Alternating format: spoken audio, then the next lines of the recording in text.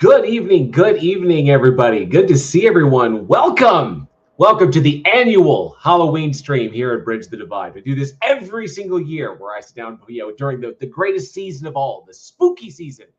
And we dive into all kinds of things that are spooky and like we do our usual ghost debunks and stuff like that. But of course, 2024 has been a very interesting year. So joining me tonight, I have Eugene here with me from Week in Horror, from those who are familiar with his co-hosting duties over at Week in Horror. What's up, man? What's going on? What's up, everybody?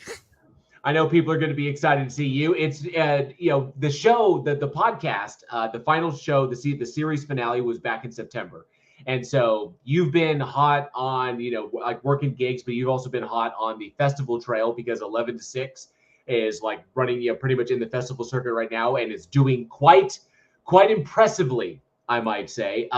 How many festivals? Oh, somebody says my sound is not right. Let me check something real quick. Oh, okay. Let me double check and make sure that my sound is okay. Camera, audio. Oh, I see what's going on. 1 second. The stupid thing reset. How about now? Oh, you sound better. Does my sound? Yeah, okay. Does it sound better? Okay. All right. So StreamYard, okay, I sounded a little hollow. It's because of the position of the other potential microphone. I thought I disabled that thing, but I gotta check it out. Anyway, so as it stands right now, how is 11 to 6 doing on the festival circuit? It has got into, I believe, 10 festivals. It's like 10 for 13, which is incredibly just amazing because it's hard to get into one festival. Right. You will, as a filmmaker, unless you have a big name person or a big budget, or you just have a way into a festival, you will always get rejected more than you will accept because they will reject films on any number of reasons, right? Mm-hmm. It doesn't necessarily mean like your film's bad. It means maybe you don't fit the program they're trying to put together. Maybe it's difficult to find a spot for your film. They're going to try to show more films. So if your film's a little bit longer, it may be a little bit harder for them to submit. And it's a whole like myriad of reasons why you can get rejected from a festival. Right. And so the fact that it's already gotten to 10 festivals and that it's a 20-minute short, which is really, really long. Yeah, for short. Which that means that festivals are like, no, we're willing to put the effort to work around this film because we want to showcase it. Right. and we are exceptionally proud. Really, I mean, I'm exceptionally proud of the work that Eugene put in, that York put in, that Johnny put in, Destiny and Precious and Sean and everybody. I couldn't possibly name every single person who worked on that project. Like the massive crew that was there, the hustle that they put in, and the dedication to the vision. The amazing stuff that was pulled off. I got to hang around and behind the scenes and do some interviews and stuff. All that stuff, with is around there. I think it's over on the Week in Horror YouTube. But it was a blast, and I'm so proud to see. It's like it still blows my mind to see. It's always cool to see what you've written come to life like that, because it takes a certain like vision to bring that and make it real. So I still kind of I'm like, oh, this is so amazing. And the fact that we're doing so good in the festival circuit is just a testament to the work that these guys did. So getting the accolades that they're meant to get, which is really, really cool. I know that we still have more notifications that are rolling in from Crimson Screen, and I know that we're nominated for an award at Spooky Empire, which we don't know. I don't know which category it's in. But yeah, from Chicago, New York, Los Angeles, we've been accepted around the country, which is just badass. I think pretty much we covered it from LA to New York, Texas, Chicago. We're in it, and it's really damn amazing. So it's really so. But Eugene's been busy working on that, and I'm guessing with all the additional free time now that you don't have to watch fucking movies and you don't have to research any shit. I was kind of shocked how much free time I had. When I was kind of like, oh wow, I was spending this much time on the show, like on doing the podcast. It's like I was, and now I can focus on I can do other stuff as well. But before we dive any further, I want to make sure that we put up that banner, thanking everybody for the support of the channel and all that other cool stuff. I love you guys, and let's see who we have in the live chat tonight. Let's say hi to some people. Raven Darkstar, good to see you. Says, hey, hi, hello, all. Was first in the chat. Good to see you. Raven. John Mayo's World is here as well. Says, hello. Good to see you, John. Lieutenant Jedi is here. Says, do you read Sutter Kane? Yes, as a matter of fact, I do. But if you didn't know, In the Mouth of Madness is currently free on YouTube. So if you haven't seen it, if you haven't seen the third entry in John Carpenter's Apocalypse trilogy, go check it out. It's free on YouTube, so without all the weird editing and stuff. So yeah, go check it out immediately. It's free there while it's still there. There's actually a bunch of good horror films that are currently free on YouTube for spooky season, which is cool, kind of cool. Let's see who else we got. I Killed Earl's in the house. Says, woohoo, good to see you, I Killed Earl. Apropos name. Elizabeth S. is here as well. Good to see you, Elizabeth. Hope you're doing well. Ryan Donovan, good to see you. Thanks so much for being here. And as well as Ollie Man, good to see you. Ollie Man, all the way from Canada. Good to see you. Thanks so much for being here and hanging out. Let me see. Yep, I realized my sound was crap because StreamYard reset and actually was picking it up through the Logitech instead of my Yeti. So hopefully I got that fixed. Dib, good to see you over there lurking. Always happy to have lurkers. You guys rock. Donnie Does That is here as well. Says, hey, everybody. Good to see you, Donnie. John Monahan as well. Good to see you. The Merlin is here. Says, hey, I'm not even late. You weren't late at all. Charlie Welch, the only man on the internet you never make a bet with. Good to see you, Welchie. Appreciate you being here. Thanks so much for hanging out. Dr. Nimrod as well says, hello, everybody. Good to see you, Dr. Nimrod. Hope all is well with you and yours. And Raven Doctor says, bridge the divide. Wow. Now, how many knee pads has Johnny gone through? So many knee pads. So many. And he's got the lockjaw going on. Jinju's here. Good to see you. Jinju says, hello, horror huns. We're getting the band back together. Maybe, hopefully, if they've got the time. Scheduling is always a difficult thing. And hopefully, the invite's out there. So Johnny, Alex, and Aaron are more than welcome to come on. I know Aaron's having some router troubles. And that reminds me, currently right now where I live, we're under a tornado watch. So not a warning, it's just a watch. And so the sky is looking rather angry out there. So I don't know. I hope the weather holds. I hope it doesn't get too extreme. But, we're rural. So if the weather gets really hardcore, the power might go. So just a heads up, if all of a sudden I vanish and the stream dies and Eugene's to the left holding the bag, you'll know why. It's because we just hear a scream. It just goes dark. Just blink and it's just gone. You'll know why. It's because the weather took it out. So It looks like, according to Angela, it looks like it's really going to hit around 9 o'clock. So maybe we have a couple of hours. So I don't know. We'll find out. I guess we'll see.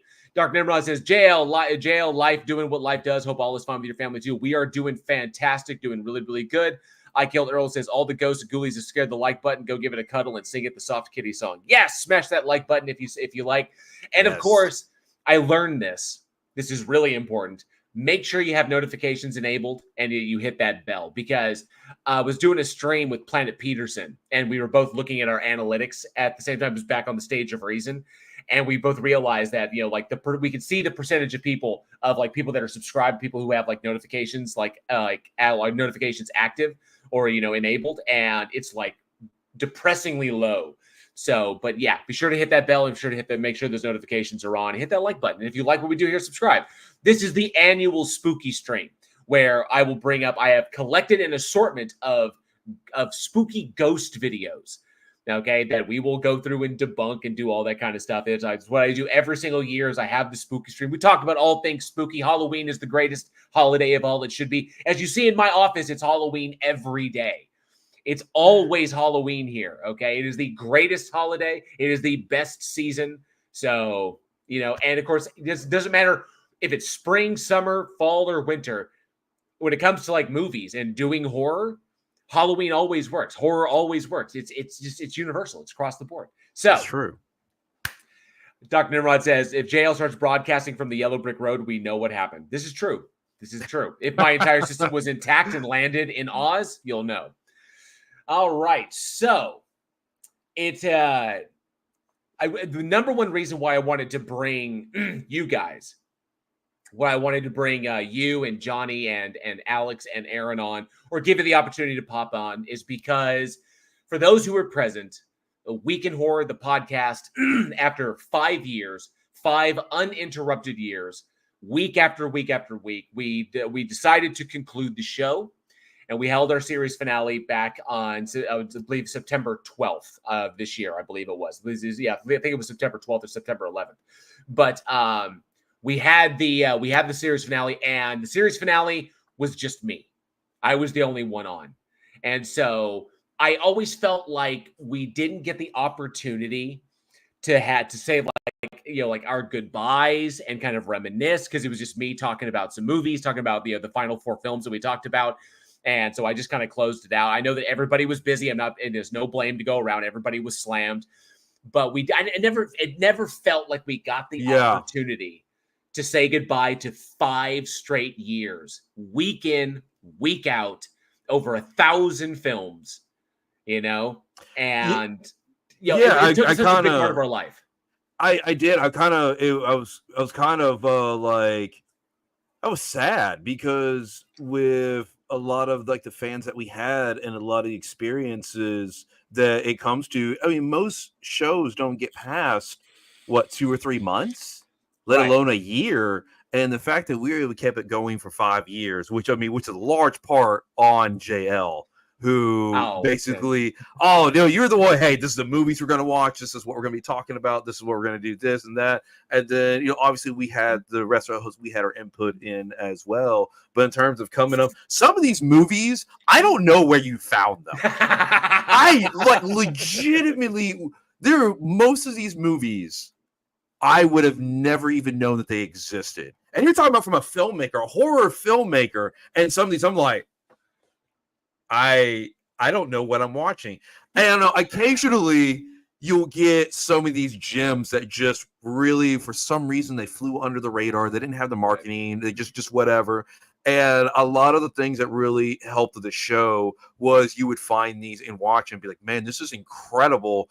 They go on to my watch list. And then I love recommending them to friends. I love talking about it on the podcast, especially when our viewers go, I watched it too. It was awesome. I never would have saw it if it wasn't for the podcast. Right. And that stuff like that made me feel good. At the same time, you'll get the really bad ones. They're like, I never would have watched it if it wasn't for the podcast. We took the hit so that y'all out there wouldn't have to. That was the part of the beauty of it, is that we'll find the ones, we'll find the movies, we'll watch them. and then we'll like report back on them so that, you know, it's like, no, don't watch this thing. You don't need to watch it. Don't ever watch it. It doesn't need any more attention than we have given it. But sometimes, yeah, we come across a gem of a film that was just like buried on Tubi, you know, that was just like it dropped and then there's all holy shit, like this director's got really good instincts, or like the cinematography was amazing in this, or that one performance that stands out. It's kind of like, holy shit, where do they find this guy? And you realize that, and I love that because it was a chance to glimpse not only kind of like mainstream horror, the films that we all know and love, and an opportunity, one of my favorites, to like revisit the classics that we grew up with and reintroduce those films to people who may have never heard of them. Night of the Creeps is one of my favorite. I loved that people had never heard of that movie and went and watched it like, holy shit. And I'm like, yes, that's the whole point. But then to kind of glimpse into the indie, like the realm of indie filmmaking, and how, you know, there's so much untapped talent in that area that people who just haven't got it, sometimes it's a matter of luck, you know, they just haven't gotten the, you know, lucky enough to run into that one person or have that one meeting that's going to blow them up. And so they put their work out and just it's there for everybody to see, but nobody gloms onto it. Yeah, nobody does, and it's a whole myriad of reasons why. And I was sitting there, I was talking to it was an assistant director who has worked on some big budget stuff. I had lunch with him yesterday, and he's worked with people like Brad Pitt and Sofia Vergara and Antonio Banderas, you know, just, you know, blah blah blah. And we talked about some of the stuff, just, you know, right. Eugene's just like Statham. Yeah. But the one thing that he was talking about is like the average director will direct one feature film their entire career. That's it. That because it takes several years to put it together, to get the funding, to go through all the logistical stuff, and then to finally get to day one of production. So years upon years to get to that moment, and then you film it, and then you go to post, and then distribution and marketing stuff. So your first feature film, from the moment you have your idea to the moment it hits a streaming service or theater, could be 10 years. Right. And a lot of times people, they get that one out there, and it's like they just don't have it in them to do another one or anything like that. So there's so many of the directors that we've talked about that we haven't heard of because this was their one film.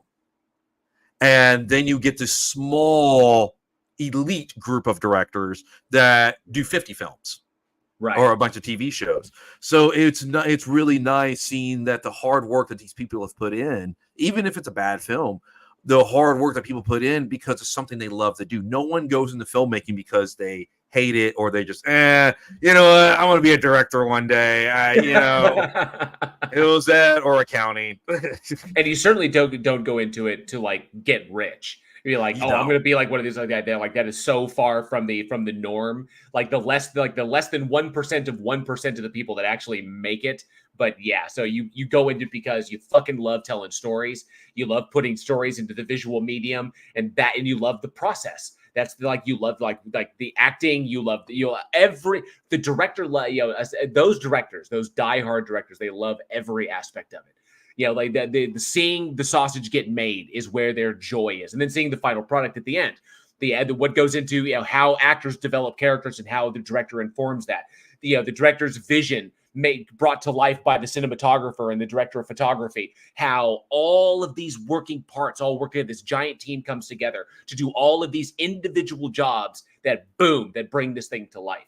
And then some people can handle it. Some people can, and some people, they can't. Like they can't. Like it's too much, brah. So, but yeah, we love doing the show.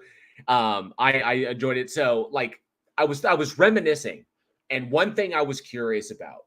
Oh, and I want to say hi. Hey, Lexi Ann, good to see you. Thanks so much for being here. Wrote it in the last name. Gabba to you, sir. Thank you so much for being here as well. And I saw Nemo 813. Good to see you, Nemo. Appreciate you hanging out. I was always kind of curious what. Yes, I did just say bra. I said bra. Yeah, I know. I listened to a video earlier today where they said bra like multiple, like bruh, what are you doing, bruh? And I'm like, it's so dumb. It's so cringe. And it just popped out. I'm sorry. But I was looking back and I was like, I didn't get a chance to hear everybody's kind of like their big positive takeaway from doing the show as long as we did. And because it took how much it took out of us and how much time it took, but how much of a blast it was to get one on the books, to get another episode on the books, and like the new things that we learned as we were going through it. And I just kind of wanted to get that from everybody. Like your big, what did you have one big positive? Did you have one big negative? Like, what did you learn over the course of 5 years of doing the show and doing this research and like that? Like, has it applied in any way outside of like in your other endeavors? Like, how has that worked for you? I was kind of curious just to get kind of like, as Johnny put it, kind of like an exit interview, kind of like, what did you get from doing this? So I was kind of curious about that. I mean, we've already talked enough about like the opportunities with things like Nail Gun and the opportunity to meet other filmmakers, but a lot of it is really diving into just the movies themselves and how I approach scripts and how I approach horror has changed dramatically. Because a lot of times you end up seeing, okay, well, you're going to see the greats. So yeah, right. You'll see the great ones, and then some people have an affinity for the really bad ones. So you'll see some of the really bad ones, and then you just have this massive gap in between that I think where most movies fall in, they just get lost. Right. And they get lost for 100 different reasons. And so actually revisiting that and going, why was this movie lost? And sometimes it's like, hey, it was a bad movie, that's why I got lost. And other times it's like, this was a good movie, why did it get lost? And you can take certain aspects of film. Like one of the biggest things of takeaway as watching 1,000 films is you need to know the identity of your film right off the bat. Right. Every good film knows exactly what it wants to be. And whether you want to be super scary, supernatural horror, or fun comedy, action, horror film, whatever it wants, you have to know, because even the fun, bad ones, things like some talk about Suburban Sasquatch, even the fun, bad ones knew exactly what they're going for. Oh, yeah. Yeah, they knew. And they leaned into it. They committed 100% to it. And that's why we're talking about Suburban Sasquatch right now versus 100 other films that are honestly better than Suburban Sasquatch, but they get lost. Right. And speaking of which, here he comes to the stage. Hey. What up? Mr. O. Mr. O giving O's. Jeez. I wish. So I took Johnny, welcome back. Yes. I know it's been a hot minute. You've been crazy busy running around, running gig to gig to gig. And I know the gig lifestyle is just, it's a backbreaker, but it's very fulfilling as well. Just getting a project and seeing the project come to completion. But sure. I took your words to heart, when we were talking in the messenger, where it was like we did the season finale, the season finale was in September, and we didn't get the opportunity to kind of like look back on 5 years of production, to kind of like, the things that we took away from that. It was like 5 years, week in, week out, new people, the show expanded, new people came in, people had to take time, like life gets in the way as far as like that, like time management, like that, all the things we learned, whether positive or negative, or the key moments that stuck out to us, or how these things even apply in our lives outside of doing the show. Like the 5 years, half a decade, week in, week out, we did this show. And I realized there was some wisdom to what you said. And it was like, we never really got to explore that as part of the series finale to make that episode as special as it could have been. And so Eugene was walking me through that, kind of like his take on that. And I wanted to get that from you guys. Yeah. I mean, this show kind of came into my lap, I think you guys were two seasons in when I started poking around. Right. Yeah. Mm-hmm. So, I'm not, I'm not one of the original hosts, but I feel like an old timer. Oh yeah, yes, definitely. Some of the shit I put you through, some of the shit I've made you watch. Yes, you've earned your stripes, good sir. Yeah, there were some interesting. Or should I say your PTSD? Yeah. There were definitely some interesting watches in this journey of 5 seasons. Yeah. No, it's I guess I have nothing but fond memories. I speak of this as this has been something that's been done for like 40 years or some shit. You know what I mean? No, man, this whole thing it was always kind of like a highlight in my week when I could make it for certain, because it wasn't just the shows, right? It was seeing you fucking guys and interacting with those guys in the side chat that are kind of lighting me up right now, deservedly so. Wrote it no last name. Wrote no last name says his next project is my next project is to go back through and clip out all the times I completely cracked up the panel, which was a lot. Because sure, you guys, the audience, y'all were what really made it for us, because we could sit around just like hashing fucking movies all day long, but if it wasn't for y'all and that feedback that we got and the energy going back and forth, shit, man. No. I mean, the show, it's you guys that always make it for us. So that was the amazing. That was absolutely. If without Dr. Nimrod and Raven Darkstar and Elizabeth, I see you down there, all you guys, without all you out there, we'd just be 3 idiots talking to each other. We could do that anywhere, Right. Hey, Head Tap, good to see you. Head Tap Videos in the house. And I saw Jefferson Spatchcock as well. Good to see you, Jefferson. We got a celebrity up in here. Says nobody asked Johnny about Mandy. That's the truth. That's solid advice. Solid advice, yes. Solid advice, yeah. There may be bloodshed because that movie is fucking amazing. Terrible. That movie is fucking amazing. Terrible. It's fucking amazing. Do not listen to what that man has to say at all. Yeah, that's right. That's right. God, I miss doing that so much. Yeah, I really did. I missed it so much. I'm sorry. Might be able to sorry, silence me here, but the side chat over there is forever. Yes, Rodinola's name says the short jokes. Good God, the short jokes with the miniature one, when all the monsters, the Universal monsters were. That stream was fucking killer. Yeah, that stream was killer. Oh, we couldn't stop. we couldn't stop at all. Yeah.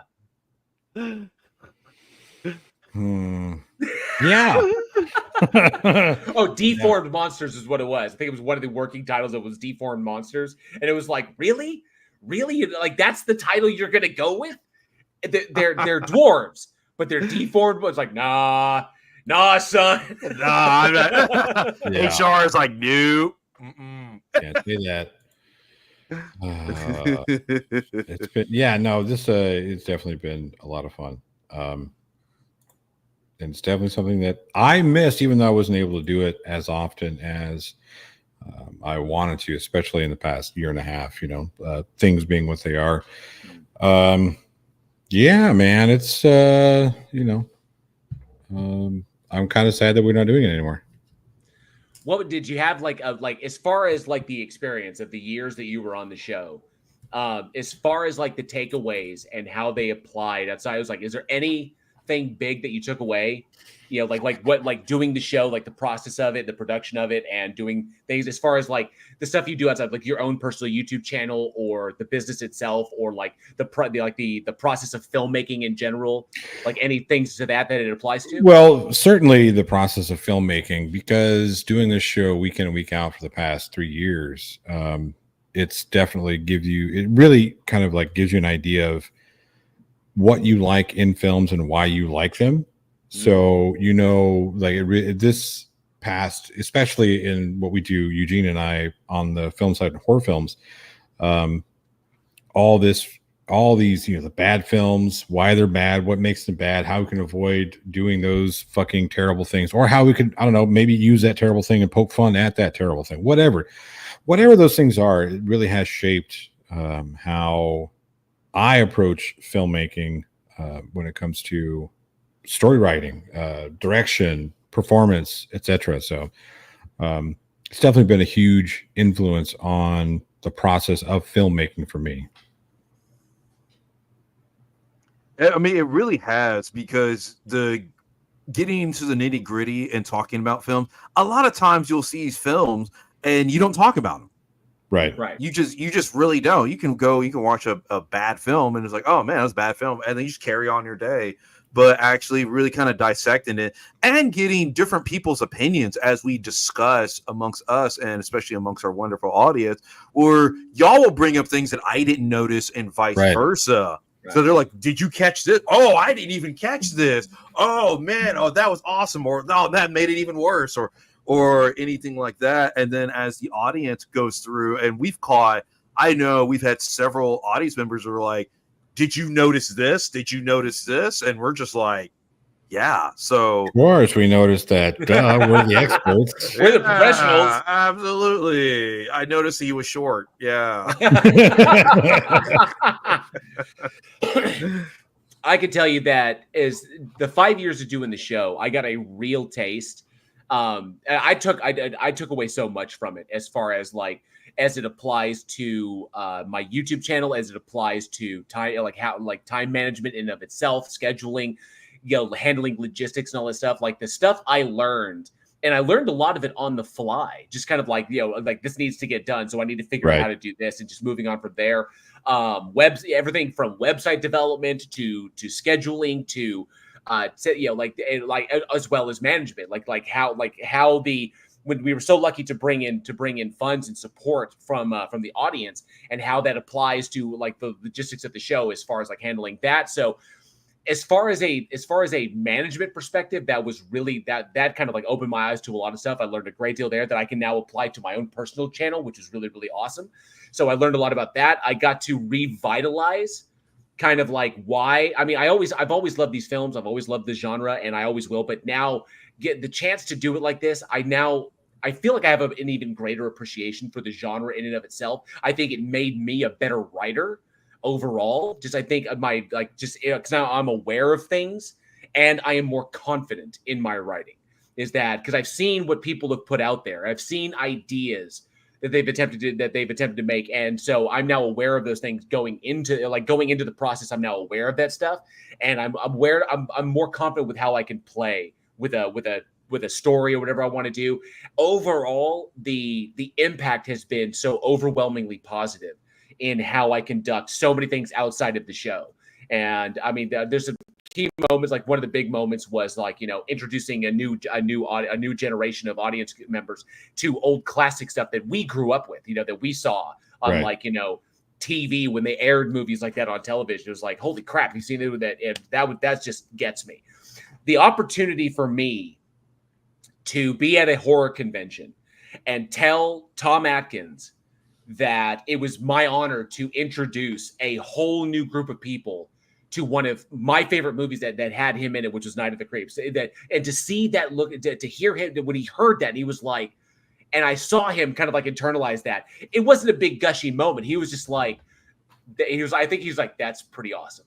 I thought he was like, that was cool. Right. I was like, hey, dude, it's you may feel it. I don't want him. I wouldn't want him to think that his stuff was obscure. Like Halloween 3 and the fog and stuff like that. But it's stuff that we grew up with. People may not be aware of it, and to let him know, hey man, we're still talking about him.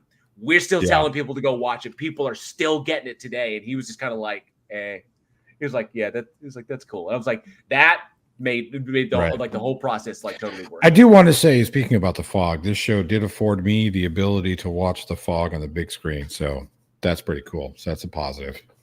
I hate you so much. Motherfucker, you could have been there. You could have been there. I couldn't make it. You missed John Carpenter was there. John Carpenter and Cundy and Dean Cundy in the same building at the same time, cutting up, telling stories. You fucked up. You should have been there. They did. They did The Thing and Halloween. I know. I was made aware of from New York and Escape from New York. Johnny my first night there. My first night there. You don't need to pour salt in the fucking wound, okay? Salt coming. My first night there. This isn't salt. This is bleach and lemon juice. This is fucking Terrifier shit that you're doing to me here. Just scalp me and tear my arm off like a chicken wing, okay? All I'm saying is, you could have been there. You could have made arrangements. We were able to make arrangements. This guy and myself, we brought half of Texas with us. We had 2 PAs who we met on set of 11 to 6 make the trip out there. I couldn't make the scheduling work. No. Okay. No. I couldn't make the scheduling work. There was no literally, if I had gone, there would have been no one here to handle the dogs. There would have been no one here who could handle our dogs. Someone had to be here for like 8 to 9 hour stretches. There would have been no one in the house. You guys don't have any doggy daycares around there? None that we trust. Remember how rural I live. So I understand. None that are close enough that we really trust. We did when we went out for the eclipse down in Texas. When we did the eclipse down in Texas, we did use a boarder, and it was one that that Angela's parents swore by. But even then, afterwards, I was kind of like, because it did not feel as professional and clean as I would like. They were good. They did their job like that. Nothing happened to the dogs. Dogs were fine. But I was kind of like, I just didn't super feel comfortable with it. It felt very ramshackle. It felt like, bring your dogs on out to the farm and we'll let them like run around and stuff. And I'm like, to be fair, a German Shepherd would love the shit out of that. Probably would. Yes, he would. I mean, that is kind of the natural state of dogs. Right. But nonetheless, Ronan says, meh, he's just a writer. He's practically an inker. You're a tracer. Oh, thanks, buddy. My goodness. Thanks, buddy. Damn. Raven Darkson says, good excuse. Go with it. We weren't able to make the scheduling work, unfortunately. Obviously, I would have loved to have been there. Now, in that scenario, I would not have gotten to actually meet John Carpenter or get his autograph, which is something I hope to do before, time runs out, because we know the time is quickly running out, unfortunately. I missed the last opportunity to do that when he was down in Texas at Texas Frightmare Weekend, because those tickets sold out like that. Oh, yeah. Snap. So I don't know if I'm going to get that opportunity ever again. I don't know. But I am glad that the two of you did get to go. So I found joy in that. I found a happiness, and I'm kind of at peace with it that the two of you got to go out there and experience that. I've been to film festivals before. I've been to big horror things. I did press on the circuit, so I'm familiar with it. Yeah, but it's different, man. As a fanboy, I would have loved to have gone. Yes. As a professional, I'm glad that you two got to go and experience that and be a part of that and represent the whole crew and everybody and the whole project. And I'm glad that made me happy, because I know that the two of you sacrificed so much, not only for the show, but to make this shit happen.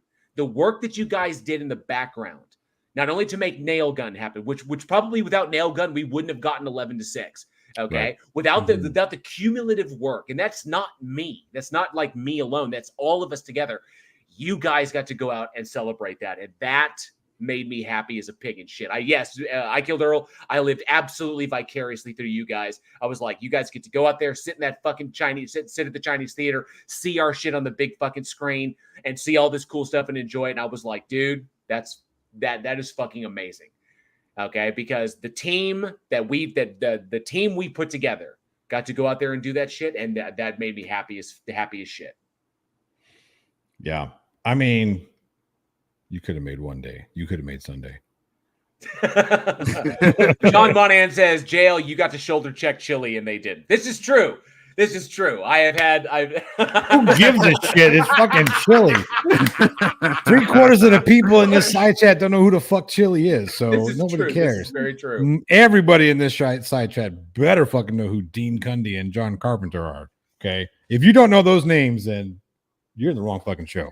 I would have loved to have seen Carpenter up on stage with Cundy, and then Hash now telling stories. John Carpenter was fucking hammered, dude. He was fuck. He was so fucking drunk. It was funny as shit. He was up there just, remember this movie we saw?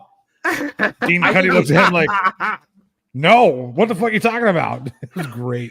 One of my favorite parts was when John and Dean were talking, and he was like, "Yeah, so we're getting ready to do Halloween, I made him watch like reference movies, and I think one of the reference movies we watched was The Thing," and we're like, "Wait, what?" No, that's not how this works. Really? Chronologically, it doesn't work that way. And the look on Dean's face is like, I mean, you got some Carpenter like, Ennicone, like, music there. But I mean, as far as atmosphere goes, I could see some atmospheric overlap because, I could see that, given but as far as like, pacing wise, the sci-fi horror slasher subgenre, I'm like, well, also the fact that, when they were referencing the film Halloween, the Thing didn't exist yet. Yeah. The 1950s version did. The 1950s version, yeah. The Howard Hawks. Okay, maybe the Howard Hawks one, yeah. Okay. Yeah. But even then, it's kind of like, wait. But even if you watch the Howard Hawks one, it's kind of like, really? Yeah, right. Yeah. Right.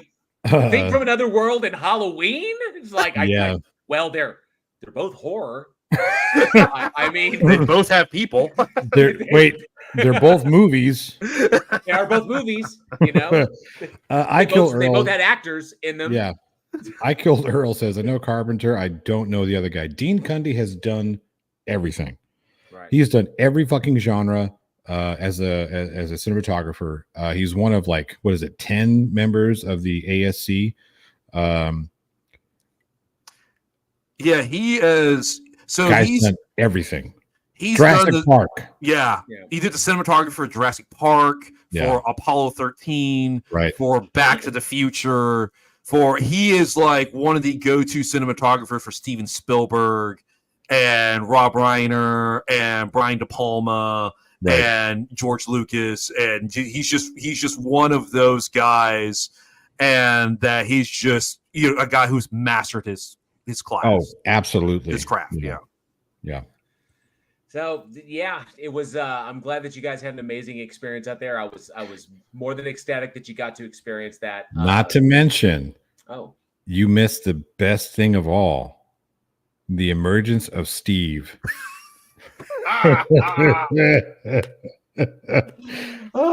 man! Oh Jesus Christ! I don't know what that is. I know you don't know what that is because you don't know who Asa is, but that's okay. The audience doesn't know who Asa is, but you don't really need to know who Asa is. You just need to know that this is a person who came with us named Asa. Okay. Okay. Day one. This is so fucking great. So we get there. I fly in. Asa comes in a couple hours later, but we're in the middle of not the middle, beginning of the Escape from New York, right? It's just starting. I'm sitting down. Asa shows up, right? He's like, where you guys at? Oh. So he comes in. He's got his 2 beers and his popcorn. Okay. 20 minutes later, he hops up. Now, mind you, he just came in off a flight as well. Okay. So I don't know how many drinks he had on the flight. It's a 3.5 hour flight. So it was a flight in, and he went straight to the theater. Straight to the theater. Well, he went to the Airbnb and then to the theater, but regardless, gotcha. I mean, whatever. Effectively straight to the theater. Shows up at the theater, has his 2 beers. 20 minutes later, gets up, goes to concessions, gets another 2 beers, comes back, drinks those 2 beers. About 40 minutes later, another 2 beers. Okay. We finish. So he is at minimum 6 beers in. Very minimum 6 beers in. So we finish Carpenter. We finish Escape from New York. There's an intermission. He gets 2 more beers for The Fog. 8 beers in. 8 beers in going into The Fog. Okay. Good times. Yeah. We watch The Fog. I don't know how many times he gets up. 2 or 3 more times to go get beers. After he's double fisting them every time. Probably I didn't, I wasn't like really watching him because it was dark theater. I was watching the movies, enjoying the Fog. But I'm assuming yes, every time before then was 2 beers. So it was probably 2 beers every single time. So and he went. Yeah. So after this double feature, there was a mixer for all the filmmakers.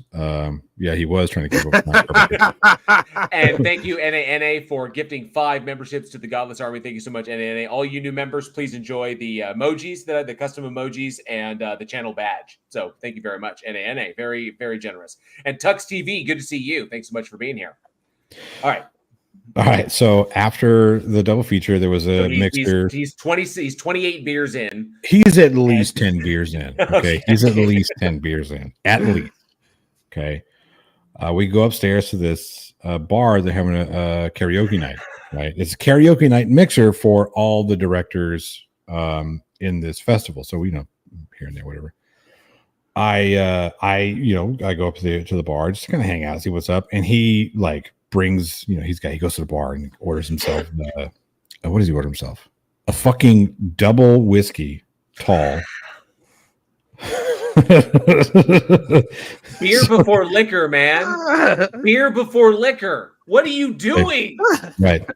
So he orders a double whiskey tall, and he does like a round, and he finds this woman, and he brings this woman over to me, like, oh hey, I'm random girl, just no, actually her name, I don't want to give her name because whatever, but she directed a short in this in the festival. Excuse me. It was is a film that won Best Student Short. I watched it. It's actually really fucking good. Executive producer was Spike Lee. So fuck, that's the kind of competition we're up against, right? Short, yeah. Student short EP Spike Lee. Okay, that's the kind of competition we're up against this month. Wait, the Spike Lee or just someone? Yeah, no, the Spike Lee. Okay, hey. Yeah, no, I get it. Dude who's kind of like, just call. Yeah, my name's Ambrose Lee Haven, but just call me Spike Lee. Right.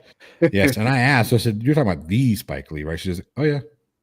And here's the thing: I didn't find this out until after I watched the film. I didn't watch the film until I think yesterday or the day before.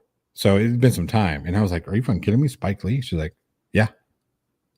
Like so she wasn't like it's no thing. It's like right. She wasn't, like fucking flaunting it or any of that shit. She just whatever. Anyway, so that's the kind of competition we're against, right? That's what we were up against. That's the caliber of film that we were up against in this festival. So yeah. Anyway, I'm shooting the shit with this woman, and yeah, right. We are Aaron Reese. Yep. So I'm shooting the shit with this woman, and she's trying to get me to do fucking karaoke. I'm like, no, I don't do karaoke. Nobody wants to fucking hear that. Okay.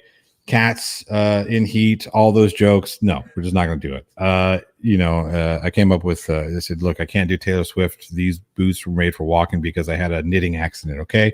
It was good shit. But Asa was like, I'll do karaoke. And I don't know how many drinks he's in at this point. I'm slipping cups, 10 plus beers plus double whiskey. Plus double whiskeys, because he and then shots on top of that, and then okay. I don't want to say that. Yeah. So the inebriated, like visibly inebriated at this point, or he was holding his shit together pretty well, but he is definitely he does this thing with his fingers, right? When he gets inebriated, everything kind of like he's counting like an abacus, but really slowly, right? So he's like Brad Pitt in 12 Monkeys. Kind of. Yeah, he does this a lot, and he points like so, and then and it's the way he does. It's just the way it's made, right. And that just gets more and more the more he drinks. So he walks up to the DJ, the karaoke DJ, and puts his name down, and then picks a song, whatever, signs up, comes back. The woman I was speaking with left. She's like, okay, I gotta go. I have a flight. I have to go to Portugal or some shit like that. I'm like, okay, enjoy your flight, blah blah blah. Meanwhile, Eugene, Landon, Alec show up. They weren't there. Eugene had Eugene and Landon had a fucked up flight. We had a massive delay and stuff. Yeah. Right. Huge, whatever. So they got there in time. They missed the fog. They missed the good shit, right? So they come up there, and I didn't know this at the time, but apparently, whilst I was talking with this woman, Asa finds Eugene and company and tells Eugene that the Eagle has landed. meaning my penis. Apparently, Asa thought he was, wingmanning it for me, and you know what? He was right. He was absolutely he was being the Iceman to my Maverick. Okay. Not so that drunk I was you didn't realize that you're Goose. exactly. So, I mean, in his defense, he was doing what he thought he was supposed to do, I guess. But Hey, anyway, she leaves, and Eugene and company come over, and we're all sitting, shooting the shit, just talking about the festival and watching Asa be fucking Asa. All of a sudden, the DJ steps to the microphone and says, "All right, Steve, we're looking for Steve. Your song is up." And we're all looking around, and Asa just meanders his way all drunkenly over to the fucking microphone. And Eugene's like, "Did Asa just steal Steve's spot?" And they're like, "No, Asa did not steal Steve's spot, because as Asa is meandering his way over to the microphone, the DJ spots him, points directly at him, and says, 'Steve, your song is up.'" So Asa has told the DJ his name is Steve. okay. So he gets up there and he grabs the microphone backwards. So the microphone's experience. And he's like maneuvering it because he's got his phone in his hand and he's drinking all this shit. And he's trying to maneuver the microphone. He's like, "Arr." He looks at the screen and goes, "Is this Elvis? What song is this?" And it was fucking Elvis's American Trilogy. Okay. The slowest Elvis ballad ever. He gets the microphone in the right spot. He looks at the words. And he's all, "I don't know this fucking song." So as the words start to scroll, this motherfucker, Steve, belts out into his best Elvis impersonation. And I shit you not, 50-gallon of beer Asa with whiskey handles in him has the audience eating out of the palm of his fucking hand as he's singing this fucking song. I mean, he's doing like strikeout moves and fucking, there's a point where he hit a note and he like goes down to his knees. The fucking audience they're just fucking, they got their phones in, the waving the phones with the flashlights and shit. They are fucking eating this shit up. The owner of the bar comes running out of the back and is like, "Do you guys know Steve?" We're like, "No, but we know Asa." He was so fucking drunk and just doing his thing. Puts the microphone down and walks back over to us, orders like fucking 4 more shots. And the bartender was like, "These ones are on me, buddy." All right. That was karaoke. Later the evening, as we're going home, the only place that was open was Raising Cane's, and people were hungry. So we drive to this Raising Cane's. Ace is in the front seat, and he has control of the radio via his telephone. So drunken Asa, Steve, is our personal DJ, and he's living his best fucking life, man. He's living his best life, playing all of his favorite songs, and whatever, and singing along, playing the air guitar, just fucking having a good time. The Legend of Steve. Yeah. Legend of Steve. Steve. So we get up to the squawk box, and Eugene's like, "All right, what's everybody want?" And Landon was like, "I think I want a 4-piece meal." And fucking Asa goes, "I want 4-piece combos. What do you guys want?"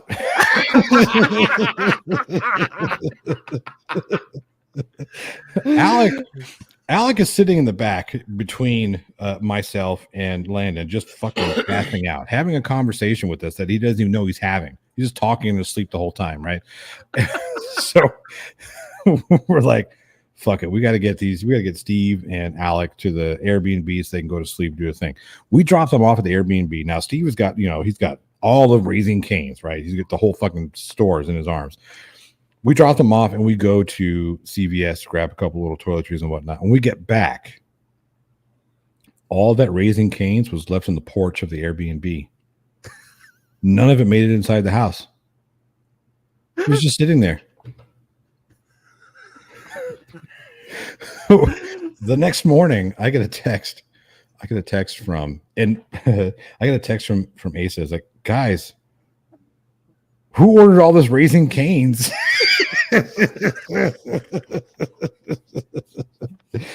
And apparently, after we dropped him off, the reason why it was left outside is because he wanted to smoke.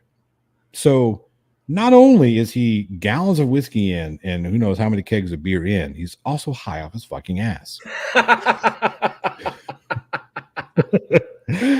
Alec was in the middle of telling me this story that the night Alec is like, I went to bed, I was like fucking tired, and all of a sudden I hear a big kablam, kabloom. And then Asa comes walking in. He just ate shit. And Asa, the second Alec was done telling me the story, Asa sends me a text like, did I fall down last night? He didn't remember shit. He didn't remember doing karaoke. He didn't remember ordering all that food, nothing. And that was the first fucking night. We had like 8 more to go.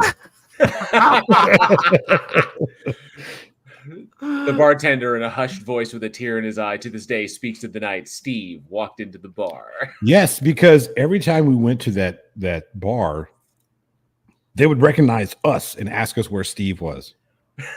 Where's Steve at? Where's Steve? Now, mind you, he's drinking all this shit in fucking Hollywood. That joke in 40-Year-Old Virgin about $9 beer night is not a joke. I can only imagine how much money he spent. Fuck. Yeah. But I will say, every time we went back, because the bartender loved Steve, like the very last night they had their award ceremony there, and they had these special like custom cocktails at who knows how, these things probably $15-$16 a pop, right? Yeah. And you plus with their beers and everything like that. And we went there and they loved Steve so much. The bar was crowded, other bartenders coming. We kind of get in, and a bartender comes up and is like, oh, what's your drink? And then our bartender's like, no, I got them. Yep. So then he comes over. He doesn't even ask us what we want. He just makes the special signature cocktail, and he sets 2 of them down, 2 for each of us with Steve here, and walks away. And I remember Asa was like, oh, well, I got to take my card and everything like that. And the bartender just kept walk. Like, I'm like, I think the hint is we just walk away. Yes. Yes. You hooligan, good to see you. Thanks so much for being here tonight. And Rono's name says, Steve wanders the West, going from town to town, solving mysteries and destroying karaoke nights. Oh, yeah. And everybody asks us, because here's the thing. We live in the age of cell phones. So like, why do you not have fucking news on cell phone? We were so fucking mesmerized by what was going on. It's one of those things you had to live in the moment. You couldn't pull your phone out and record it because it just, I pulled my phone out to record like the last minute of it, and the recording fucked up. It wasn't meant to be. It just wasn't. Right. It was one of those cosmic things where like, nope, this lives here, and it's only for the people who witnessed it. Everybody else, they don't get any of this. Does Steve hand out side quests? Yes, he does. So glad you asked. So glad you asked. Because remember how I said that was night 1 and we had 9 more to go. Was it the night before the last? I think it was the night. It was night before last. The night before the last night. We went out, saw some of the short blocks, and we actually saw a film called Carved that's on Hulu right now. It made its premiere at Screamfest. It's really good. It's a silly movie about a killer pumpkin. Killer pumpkin, yeah. We did. Yeah. Angela and I just watched it last night. It was great. We saw the directors and with the fucking thing scalps the motherfucker. Like, what the fuck? Yeah, right. Like, yeah, right. I was like, what the shit am I watching? Yes, right. You think about it when you think about a killer pumpkin. You're like, this is going to be stupid as shit. And you watch it, and it's a film that doesn't take itself too serious, but it does it in a serious way. If that makes sense, you know what I mean? Right. It's like they actually paid attention to the things that should be taken seriously in a film like this, like cinematography, performance, All the effects, I think they said, like, what was it, like 90% of the effects were practical. There's only 5 CGI shots in the entire film. Yeah, Nice. yeah. And Jefferson Spatchcock, like he lolls at it. Jefferson Spatchcock was laughing. I shit you not, Jefferson. It's a killer pumpkin. It's a pumpkin that becomes sentient and goes on a killing spree. Yes, that's what the film is, and about the group's attempt to survive that. And it's just on the premise alone, it is way better than you would ever expect it to be. I think way better than that premise would it might allow, because it's so for certain. Well done. It's so well done. Just right. I knew it was going to be different. Obviously, when the thing like starts attacking people, I'm like, oh, okay, it's a gross looking pumpkin. Obviously, there's something very wrong here. There's toxic chemical spill and shit. But then all of a sudden, when they're doing the pumpkin carving sequence, and the guy like raises the knife to go at it, and it suddenly springs to life when it grabs the dude, with its vines. And grabs him and then literally swings up the knife. We're not talking like pick up a knife. It swings that shit like a fucking balisong. And then literally saws his fucking scalp off. And I was like, holy fuck.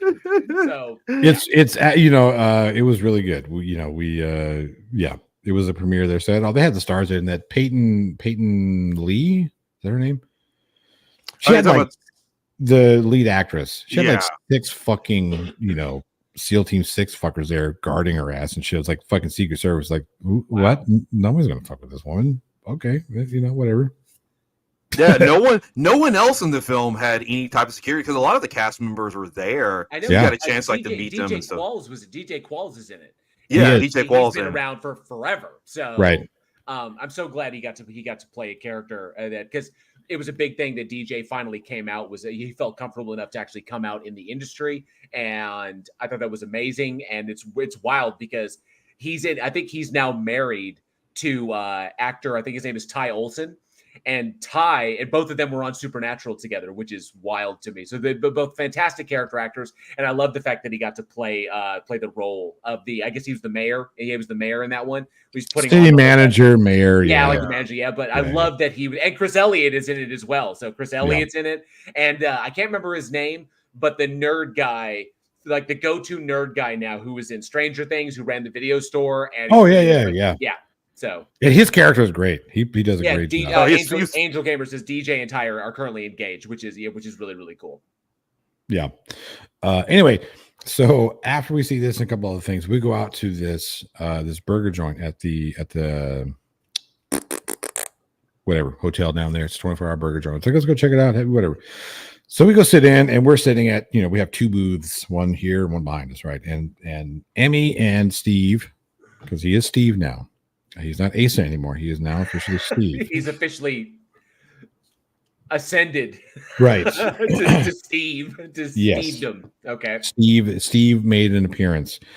They visited dispensaries like once every other, I don't know, 6 hours. Every 6 hours. I was gonna say like every other hour, so like that. Yeah. This literally sounds like a retelling of Ricky Stenicki. I swear it does. This literally sounds like, so was this the inspiration? No, because that movie came out beforehand. Or maybe Ricky Stenicki is the inspiration for Steve. Maybe. I don't know.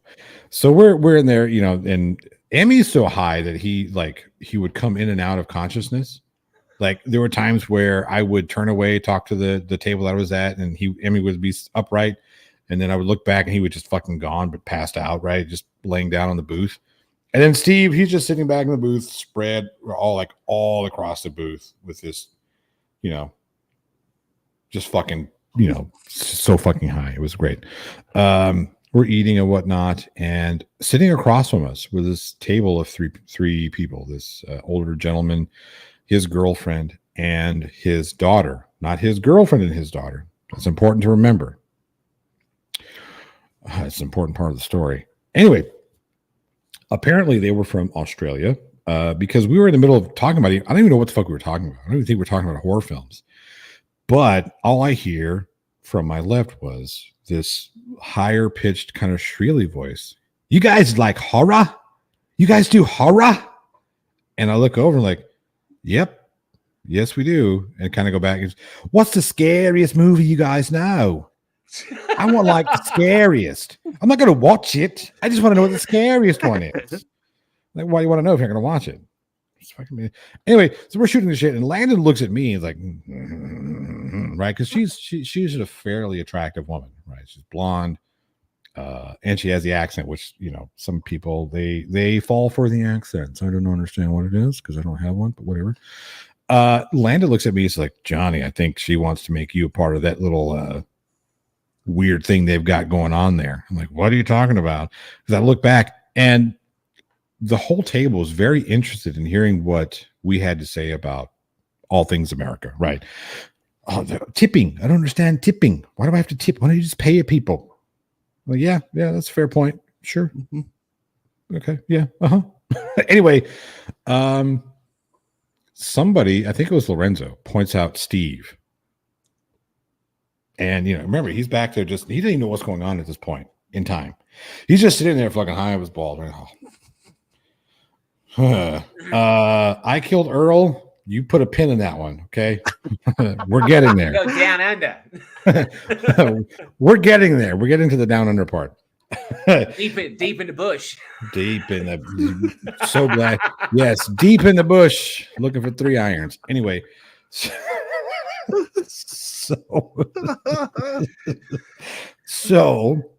somebody points out Steve. The rough? Putting from the rough. Anyway, so we're shooting this shit, and somebody points out Asa, and we're like, oh, and that's Asa over there, and Asa just I'm like, what the fuck? And she does like the up and down. She like undresses Asa with her eyes, and we're like, okay, this is happening. All right, Steve mode engaged. They ask about, hey, do you guys know any places that we can go dancing? I'm like, well, yeah, there's a I think it was the Sound Lounge, just like a block and a half down the street. You guys go ahead and have fun, do your thing, right? Well, you guys are gonna go with us, aren't you? Lady, I'm going back to my apartment or my hotel. I'm tired. Been up since fucking whatever. I'm gonna. Somehow these assholes are like, no, we're gonna go to this place and all of a sudden, fuck it. Eugene's my ride, so here we go. We're walking down, and her dad is walking with us, myself specifically, asking all these questions and, like innocuous questions, things about, where do you live and, what do you do? And all these like standard bullshit, get to know you, questions, right? Nothing weird, right? We get to this club and there's a $20 cover. I look at Eugene. Eugene looks at me. We're like, fuck that. I ain't paying $20. No, that ain't gonna happen. Land is like, no, we're not doing it. Everybody says no. Steve had his money in the guy's hand and in the bar before we all decided we weren't going to do it. We weren't going to go. So he was already fucking in there. He was in. Well, of course he was. Steve. Yeah, it's Steve. He was following the Australians into the club to go dancing. Well, fuck it. So we go back to the same karaoke bar, right? And like, hey, where's Steve? Like, well, he's trying to go to the land down under. Okay. We get a text message in our group chat, and he's like, dude, I fucked up. I'm like, uh-oh, what happened? He goes, I left the bar. Like, so? He goes, there's no ins and outs. I'm like, oh, fuck. Just pay the step out, you can't go back in, right? Right. No in and out. So just pay the fucking cover and go back in, do your thing. Because he was gonna get fucking laid that night. Okay. So he comes walking. The bar is like, again, it's a block and a half from where we're at in the Chinese theater. So he comes back and we see him come back up there. He's just like beating himself up. Like, damn, man, fucking hell. Damn. Oh, and we're like, dude, just go back. He's like, you know what? I'm gonna go to the ATM, pull out cash. I'm gonna tip the bouncer to let me back in. We're like, fuck it, do your thing. Go, Steve. So he goes back, right? You're just gonna tip the bouncer, just pay the cover. That's what I said. Just give the guy another $20 and go back in, right? Whatever. Right. Whatever. You wind up tipping more than the cover. Sure. So he gets back in. He sends us a message. He goes, I'm back in. So he goes back and does his thing. 25 minutes later. Don't tell me he's back out again.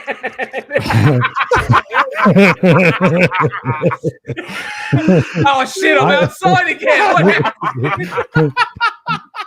happened? 25 minutes later, I look over and up the escalator comes Steve. with this mortified look on his face. And we're like, what's going on, Steve? Buddy, you good? He's like, the dad wanted to fuck me. We're like, wait a minute, what? Tell us what happened. So apparently, when he went in there, he was dancing with the daughter, and then the dad pulled him aside. He's like, hey, come with me. And they went to go. He's like, yeah, we just kind of stood there in a hallway thing, and he was like, okay, I'm gonna go dance again. Go back out dancing. So he goes back, finds the daughter, starts dancing on the daughter, and he says all of a sudden he feels somebody grab his hips and start grinding up on him. And he turns around and it's her fucking dad.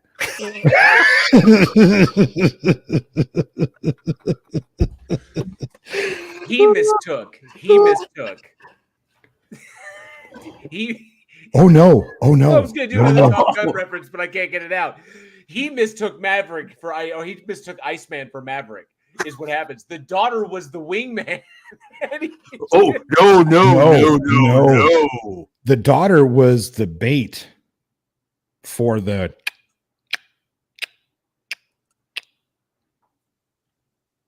They were a 3-piece and wanted to complete the Happy Meal.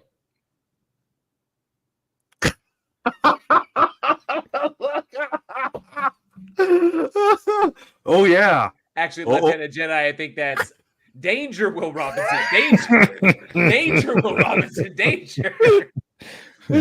Sorry. This is more apropos. It's a trap. So yeah. Oh no.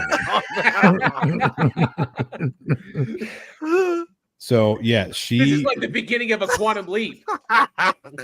Oh boy.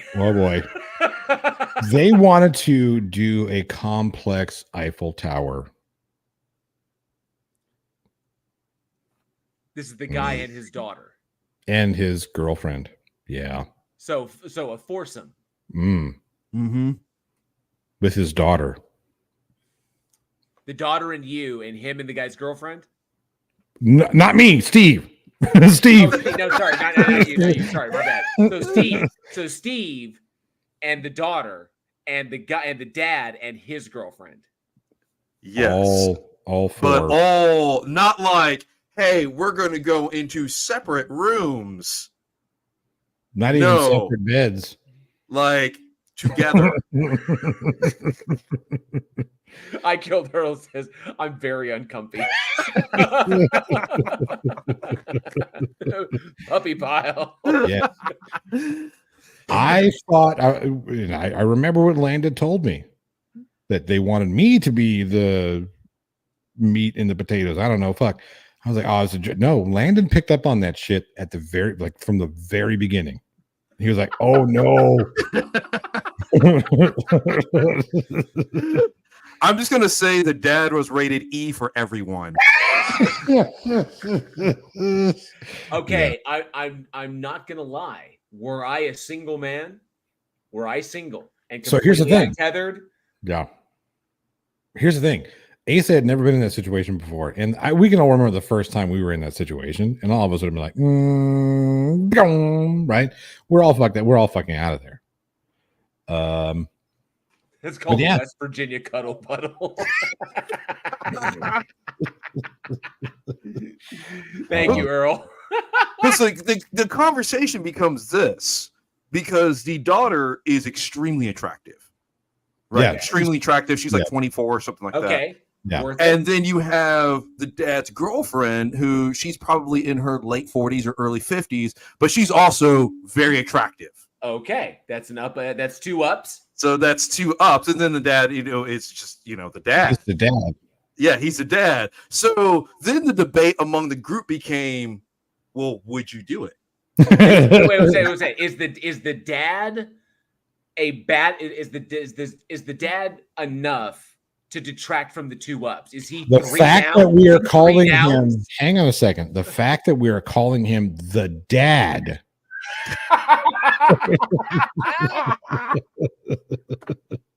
It's not the creepy dude along that just happened to be part of the party. It was her dad, her biological father.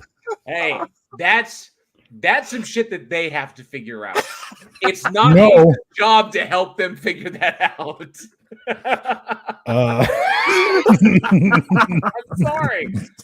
I was like, if I found myself in the situation, like I said, if I was single, if I was completely unattached, I was down there in LA to party, we're doing a big celebration. I find myself in the situation. I'm like, I'm not their fucking therapist. It's not my job to fix, what I subjectively think is wrong with them. So. Because it's interesting because you can tell the people in the group who are comfortable with their sexuality, because a lot of the younger ones in our group are like, oh no, I couldn't, no. But you get like the older ones. The rest of us, the rest of us are like, It's an experience I haven't had before, and I can tell. I can literally. Okay, I've been close to this, but not this. This is new. This is new. I mean, maybe I was like, if the dad was the price you had to pay for the other two. Sometimes you have to be so tall to ride the ride. There's a price you have to pay, my friend. And if nothing in this world is free, okay? There's no such thing as free handouts. And there's no such thing as a free lunch. That's right. Sometimes like it says in Storm of the Century, you got to do the dishes. You pay as you go, my friend. Sometimes it's a little. Sometimes it's a lot. Sometimes it's every once in a while, it's all you have. Sometimes it's the girl's dad. Like I said, sometimes it's a lot. Sometimes it's all you have. Then see, so we talked about like, well, if you're in this situation, then you just might as well start with the dad. Just get that right out. You see, here's the thing, and I think you're wrong, and this is why you're wrong. Okay, the reason why you're wrong is because it gives the dad time to re-energize, recharge the battery. So now you're paying that price multiple times. You just remember that in that moment, you're nothing more than a workhorse. You throw the fucking blinders on and you just focus forward on what you need to do, and you just do what you got. It's like, this is what I got to do. So this is what I'm going to focus on, this task. Then I'm going to focus on this task. And there you go. And I think, with good time management skills and a little perseverance, you'll be in good shape. It's all about how you plate the food. Okay? Just don't be the one. Don't be the one that passes out first. Then you'll be in trouble. No. You need to make sure you're the one who's leaving upright out of that room. That's the key. Yeah. No, you got to be wide awake for that one. Yes. I don't advocate for illicit drug use, but at this point in time, a couple lines of cocaine might. I was going to say a couple of energy drinks. Just take a couple of 5-hour energies and get after it. Get after it, buddy. Fuck. So yeah, that was our week in Los Angeles. iKiller says, I was once involved in a brother-sister trifecta. That was, let's just say there were too many leggies. Yeah. Brother-sister. Damn. And Jared says, the older people have fewer items left on their bucket list. Goddamn right we do. Yep. Yeah. Goddamn right we do. And Jay Patrick, good to see you, says, I'm missing some serious content. You're gonna have to catch it on the replay, my good man.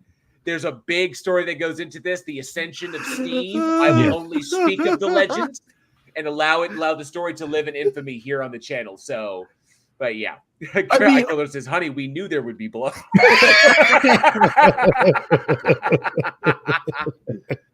Angel Gamer says, I feel like PhD Tony probably has a secret life where this shit happens all the time. I was sure to ask what part of Australia they were from, and they were from the different northern part. That explains it. I'll see, all I'm saying, and this is why he should went through it, because if you ever are talking with somebody, say you're talking to somebody at a bar, and someone goes, so this one time I was with a dad and his daughter. I have to hear the end of that Yeah, story. there's never a point where I'm like, you know what, I can wait. No, what? That's like some fucking nip tuck drama. That's some shit that you would come up on Nip Tuck. He was like, "You ever done twins?" Nah, never. There's like mother daughter once, but never twins. So, but I wouldn't know what to have. I've been in there, but not like that. Not with that context going in. Like if that had never been broached, like you never knew like the relationship between them. Right. Like it's just like we just never mentioned it. It was like oh, and then but would it be worse? Is it worse going in knowing or finding out after the fact? I don't know. Oh. I think after the fact, because going in knowing, you at least have the opportunity to not do it. You know what I mean? Okay. You have a choice, right? Because I feel like if you know it going in, then you're like, you had the time to mull over all the things in your head, all the little particulars and whatnot, and you put the pieces in play, and you've made your peace with it when the time comes, right? Not knowing, then you have to relive all the things that you just did over and over and over again. You can see that face, right? And then you can see that face, and then you're reminded that those are related. Yeah. And those faces, that face produced that face, right? Yes. Raven Dark says, "I don't believe you, JL. I can tell you separately, but never at the same time. That's all I'll say on that, but not simultaneously, not concurrent. What was it? Not concurrently, consecutively, but not concurrently. If we're going to speak in those kinds of terms, so on different occasions, it's never popped up. I've never had the opportunity to present itself where it was kind of like at the same time. So, but I mean, just from my own personal experience, that shit is fucking exhausting as fuck. It is exhausting as shit, and I realize there's so much responsibility kind of there. And it's kind of like, there's just it became more. It was like exercise instead of like focusing on like trying to like enjoy yourself. It becomes more like you're trying to out stamina the other people. Like, yes, I am the dominant one. No, I am the dominant one. Oh, like that. And it's just like it kind of takes some of the fun out of it. That's just my experience. Yeah, it becomes a job at that point. It's a job. You're kind of like, I'm going to do my job better than you, because you don't want to be the one that says, like, can you go sit on the couch over there and just watch? You'd be like, oh shit, yeah, because you suck, and right, or you don't suck enough. But nonetheless, you don't want to be that guy. Angel Gamer asks a fairly solid question. Yeah, would it have been different? No, it would not have been different. Okay, Or mother son. Yeah, no, it would not have been different. It's not. It's the familial. Yeah,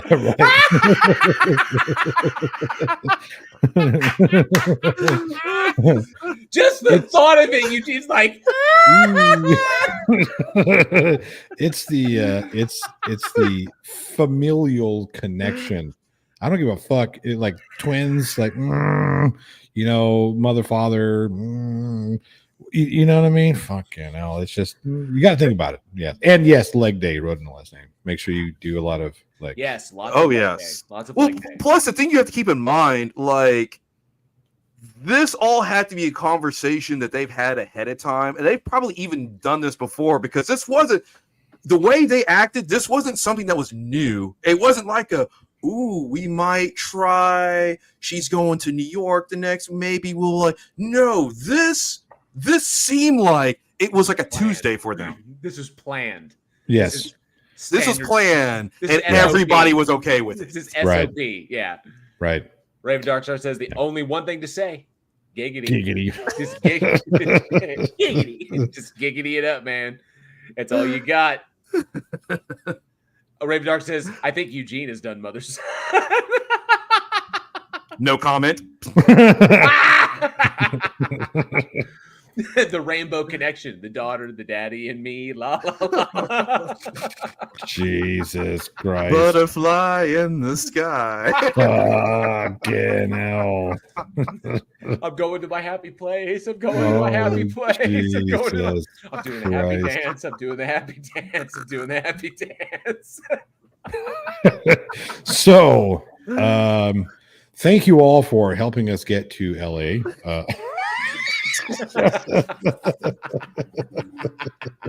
We did film things there too, but Who gives a shit about that? Oh, jeez. So yeah, yeah, everything else was like, it's like, yeah, we went to Santa Monica Pier. Yeah, we did other stuff, but this is the story. So here's the real question. Here's the real question, Eugene. Yep. Or either one of you. Would you have been the videographer in that sequence had you been invited to do so? Cameraman never dies. That's true. There you go. And you had the camera to kind of act as a buffer between you and what's happening. You can just kind of pretend it's like this is a scene. Yes, it's totally a scene. It's totally a film that I'm doing called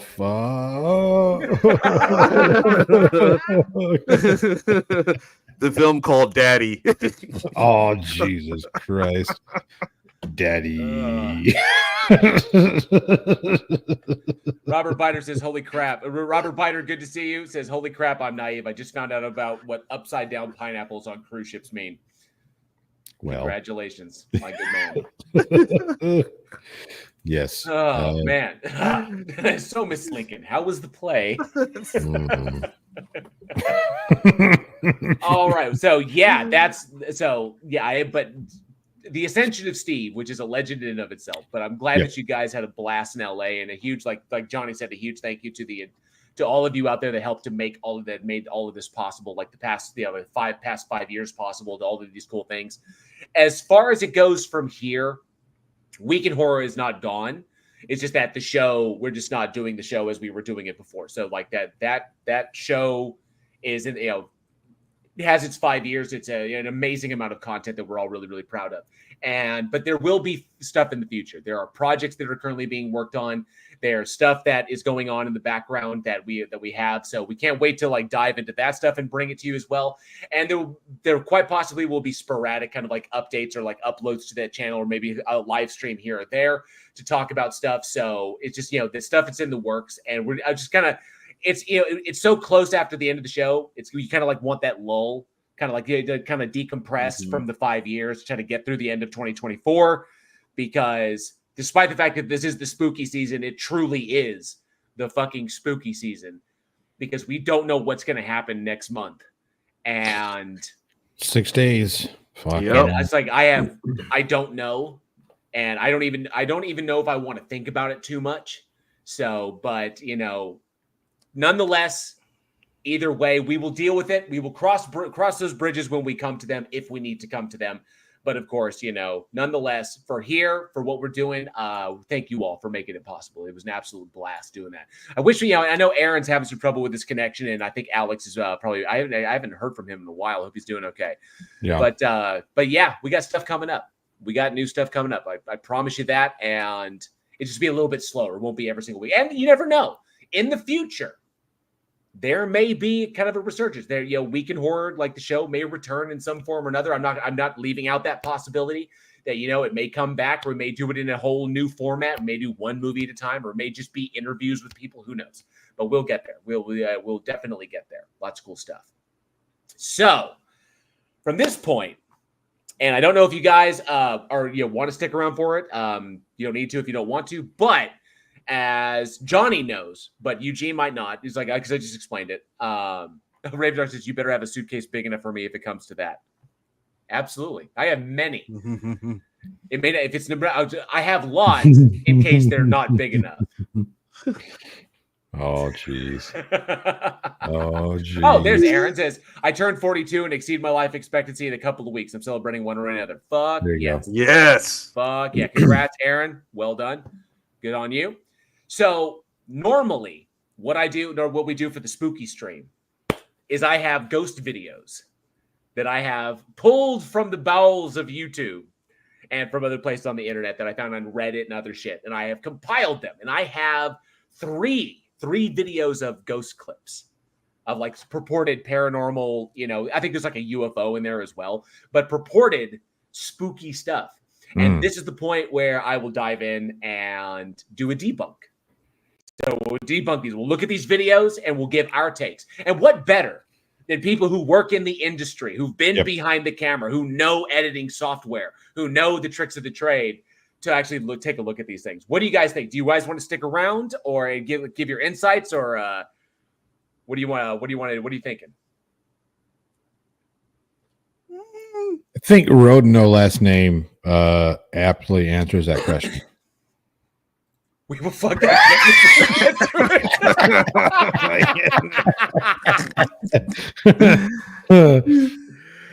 Yeah, that's true. That's true. Rave Darkstar. Oh, it's pro what? You can do. I took that. You can do it way differently. He's like, you can do it. Yeah, that's what he's talking about. Put your head down and do it. Do it. Let's do it. Let's do it. Yep. All right, let's see the best one. What's the best one you got? Well, I've got them all lined up. I've got three collections, and I've edited all the annoying commentary shit. So we've got the videos in their entirety. Well, I mean, they'll do those things like, it was at this point that he saw a dark figure sitting over there, and then they do like the slow edits, like that bullshit. Yeah. So all of the annoying shit's been cut out. We just have the videos themselves. So first and foremost, I'll bring this one up. So this is the ghost videos. We're going to take a look at these, and there's probably going to be a lot of stopping and starting like this. And and thank you all for the support out there like that, and I appreciate that. So here we go. Let's check these out. Spooky stream. This is my favorite part of the spooky stream. Okay, I am up here where all the different scary activity has happened, and oh, and by the way, because I cut out all the shit, I have very little context as to who these people are, where they are, or what exactly is going on. I'm taking the video as is just to look and see what they're trying to present. Drugs. Yeah, lots of it. Hearing what sounds like somebody walk around on the floorboards. As I'm up here, I can feel the pressure of steps landing around me. I don't really know what's going on. It just seems pretty fucking crazy to me. I don't know. This is not what I signed up for when I got this house. Okay, first and foremost, I have to comment. Oh shit, I paused it. Okay. So obviously the vertical handheld thing, I think is one of the first signs, right? Is one of the first giveaways that, because the way the angle of it can move, the way that it moves quick enough that you can obscure things that you don't want the audience to see rather quickly because of the narrow field, the narrow frame of the narrow field, and so it kind of lends itself to trying to pull fast ones on the audience. I think it was like this, but I think I paused it at just the right moment. You're talking about that in the doorway, right? Shit. Okay, I'm thinking that was it. So let's back that up just a hair. Okay, I am up here where all the different scary activity has happened, and you'll never get the pause game again. I probably won't. Floorboards. No, you hit it perfect. I'm up here, I can feel the pressure of steps landing around me. I don't really know what's going on. It just seems pretty fucking crazy to me. I don't know. This is not what I signed up for when I got this house. Oh shit! And it's so quick. Yeah. But from what I could tell, oh no, this is not what I signed up for when I got this house. Okay, so what do you guys? I'm seeing a person who's was literally back there in the dark and just kind of is obviously wearing something white and has stepped forward. What do you guys think? I'd see somebody's bathrobe. Okay. And obviously a place where the person can hide, right? Sure. Okay. It looks like a person in some kind of white sheet or something. It looks like, hey, this is a cheap movie ghost. Right. That's right. You know what it is? You see those videos that pop up on Instagram all the time talking about if ghosts aren't real, then explain this. And it's like somebody's dog wearing, it's obviously it's a joke, right? You know what I mean? It's not like a dog in a like an old-timey ghost outfit or whatever. Wait, is that the bathroom where he Probably. was at? Because okay, I am up here where all the different scary. That's another thing. It's kind of hard because of where he's at in the house, because it's moving around so quick. It's like Blair Witch style. Yeah, activity has happened, and okay, so that's the front door. Walk around. There's the living room. I mean, seriously, what is he shooting on? Here, I can feel then he's back in there. It has to be a cell phone. The quality is shit, and obviously that grain is also makes it problematic because you have the lack of high definition. And I think the guys over at Corridor Digital were like, the minute you see it, the video with this kind of quality, you automatically know that the quality is hiding something, because my phone and I've got my iPhone is actually does not shoot in this shitty quality. That's what I'm saying. You have to go out of your way to shoot this bad. Right. I'm kind of curious. Is this I a don't know. recent video or is this something that was like 15 years? No, this came up 2024. Oh, So, okay. yeah. Yeah. I don't really know what's going on. It's it just Okay, seems so pretty that fucking so he crazy turned to me. that's a closet. And now he's going back into the this- kitchen, and that's the door right there by the fridge. I don't know. This is not what I signed up for when I got Okay, this no, up. and then he came back around. So the light was off. No, the light was on there, and now the light light's was on. off. Yeah. Okay, so the Floorboards. light's on. As I'm up here, I can feel like the pressure of steps Lights on. landing The light's around on me. here. That door I is don't really that know door's what's going closed. on. It's Right. it just seems pretty fucking Turns crazy. the to light me. on in there. I just this is, Now the- I don't now know. So when light he's goes- okay, so if you back it up just a half a skosh, it looks like he turns the light off as he enters the kitchen. Which, if you're looking for spooky shit, why would you do that? Right. So No, this is not he what comes I signed in. up for when I got this out. Yeah, he turns the light off. Does can he? see him. Behind Yeah, you? I don't really yeah. know what's going Okay. on. Watch Okay. where his hand goes. It Right just seems here, pretty fucking crazy. right to me. here. Boom. See his hand? So he's turning the light off behind him. Yes. And now the door that we just saw, that door is closed now. Right. When That was a when we cue. first That saw was it. a cue for the person behind the The door. light was the That's all cue. it is. Okay. Yeah. I don't know. This so is now not what here I it signed up is. for when I got this house. Quick pan. And now the door's open, the light's off, and now we can't really see what's recessed there in the darkness. Right. Yeah, complete Yeah. silence. And then he cuts away so quick. Right. Come on. Did he It's hurt so himself? hard. It's so hard for him to pick up that cell phone. That cell phone's made out of tungsten. It's 100,000 pounds. Get the fuck out of here. See, look. Wait, bathrobe. is there another door there? Is that a Yeah. door? Yes. Yeah, you see on the left corner, like Right. the figure still there. Yeah. There's one on the left and the one on the Holy right. shit. Is there somebody in here, or was that actually my fucking grandmother? Oh my god. Holy shit. There's someone in here, or is it my grandmother? What the fuck? Meemaw? Granny. Oh my god. Boo. Fucking See, road look, is there it is sitting right there. That's on what it the was. floor. It Are you was a kidding fucking. That's all it was. What It was the on fuck is the. up with that? Okay, so Holy he goes in there. All right, now the person was standing in the doorway. Now, obviously, like the nightgown or whatever is on the floor. The person could have gone into the closet, could have gone into the bedroom, could be under the bed, because we never looked there. So it Holy goes there, shit. turns the Is there lights somebody on. in here, or was that actually my Could be hiding in that A fucking. person could mess be of a hiding in closet. that rat's nest of a closet. grandmother. As soon as Oh he my- pans over, the person can just walk behind him. Yeah. I mean, god? Could be under the Holy bed. Shit. What the fuck? Oh my god. The fucking road. What is up with that door? That's what I'm saying. There's something. Is it a shadow? Maybe. No, from my work in maintenance, that looks like that looks like a split. Yeah. because it goes down along the way those cheap ass like apartment doors are made. It's literally like a slab of plywood, and then just they're stapled into two. Yeah. Right. Like have those yeah. into two like boards, and it looks like it's split along those, but it's split along the lock, which means that someone hit that door trying to get someone actually hit that door from the or tried to pull that door or something. So I don't know why Yeah. but nonetheless, you need to get that fixed. Talk to your apartment manager that they can fix that really Yep. easy. Are you Oh, yeah. kidding me? Holy shit. Okay, That's so obviously That's I think that's it. So Okay. I would say definitely a setup, definitely, especially I haven't gone through it frame by frame, but when he drops the phone, when the phone becomes made of tungsten and he's trying to pick it up, Yeah. that kind of like movie can easily cover an edit. Yeah, or the person behind could just go back down the other hallway. Oh, that's right. They literally could have been there. Oh my god! And then they just walk back out into that. that's house. what Yeah. I don't think it's Yeah. necessarily like a special edit or anything like that. It's just a matter of the person can be there, and then I dropped my phone. And then he or she disappears, and then the next time, they're going to stand here, and they just disappear because there's never a moment where it's there and then he starts running at it, or the thing runs at him. Right. It's always like he backs off, he plans away, he's doing something to keep covering that up. Yeah. So, question: you're in his situation. You're hearing things, you're filming in your house, and then you're panning around, and let's just say you see something like that. What are you doing? Like you see, like you glimpse a person in your phone's like there's someone there, like standing there. What do you do? Like, what's your first reaction? Well, we're in Texas, so.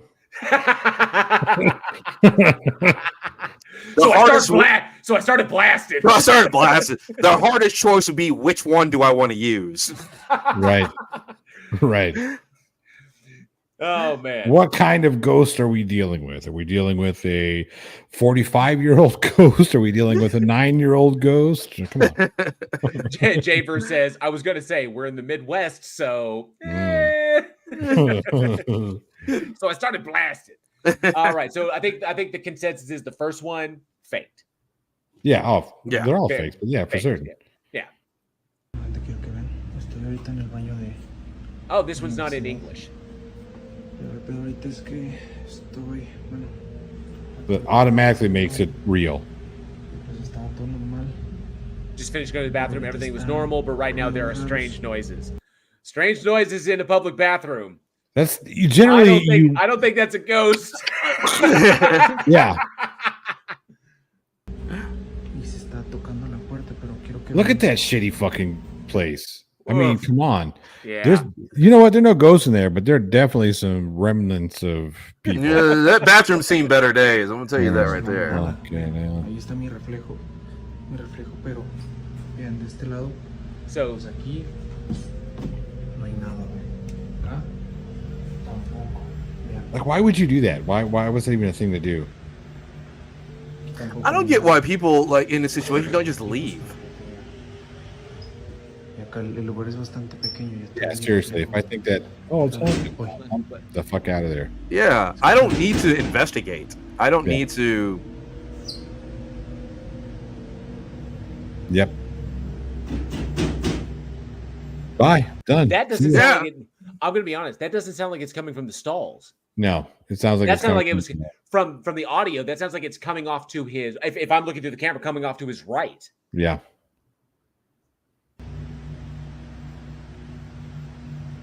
¿Escucharon?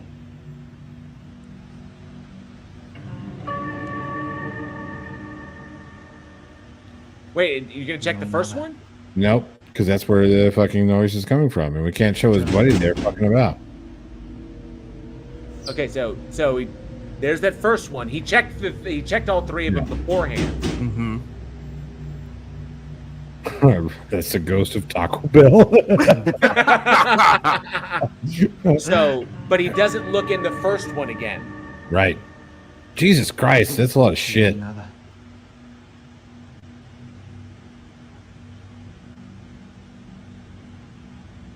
Axel was alone Oh shit, I missed this in part. the bathroom, but there's knocking sound coming from one of the stalls. But he didn't check the first one. Because that's where his buddy is. Okay. Yeah.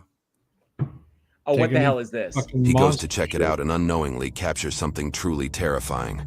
A face staring at him, which he didn't even notice it at first. But when he looked back at Really? Oh, for fuck's sake. Oh, Okay. come on. Hang on a sec. Let's go back to the actual footage. ¿Escucharon? Okay.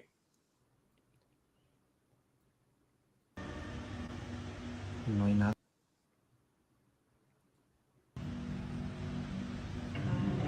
Okay, you see it? I guess. Floating Is turd. it? ¿Escucharon? Okay, so watch the slit. Watch the Yeah. yeah, what That's what we told Steve. So watch the space right there. The door between the Right. door between the barrier. Yeah. ¿Escucharon?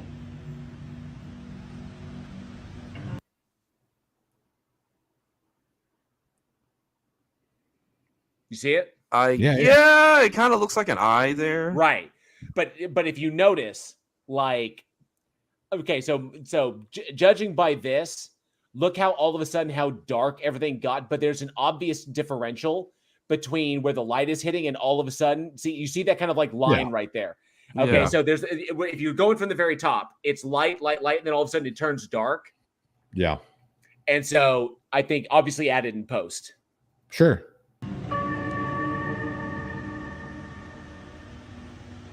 No hay nada. Okay, yeah. So I think added in post. Oh, of course. Yeah. Oh, absolutely. Home. Hey, ¿qué onda, chamacos? ¿Cómo están? Ok. Hey, ¿qué onda, chamacos? Aquí Axel Loza, su productor de confianza. Can you understand him, Johnny? Because of what? Because what are you trying to say there, JL? I can read the subtitles. Yeah, I can read. Hey, Shiz, good to see you. Thanks so much for hanging out. Aaron Reese says someone dies, they still can't take a shit in peace. That's Moaning Myrtle.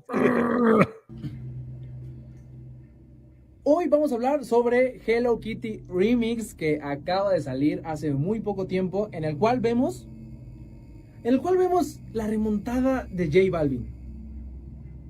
Ya sabemos que J Balvin no ha estado sacando buen material, y creo que precisamente quiso aprovecharse de esta ola que tiene el reggaetón mexa, y pues se montó al remix junto con Jerry Moa, el Bogueto, el Malilla. Entonces yo creo que está...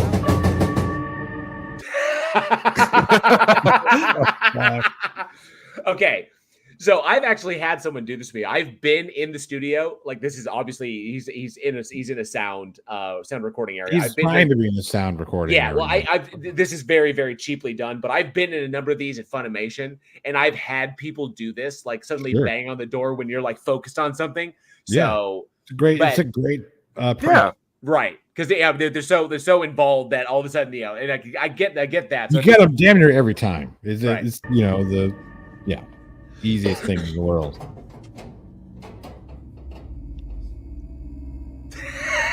I'm sorry, just is the El Chapo just yeah. Sorry.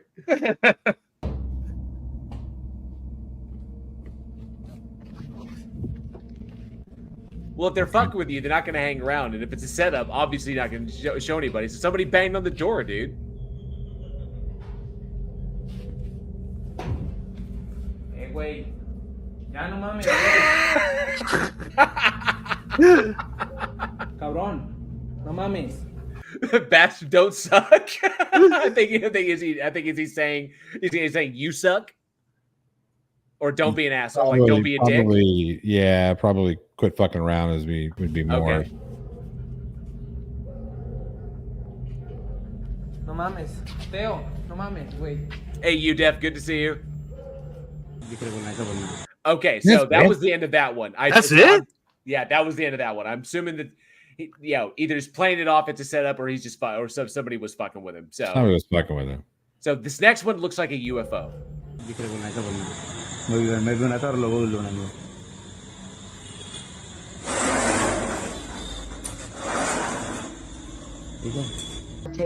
What do you think? That's it. After Effects. That's what that is. After Effects? I've seen projectors that can do that. Yeah. So I was actually going to ask where it was, because it looks like rocket or anti-aircraft fire as well. Yeah. Ah, okay.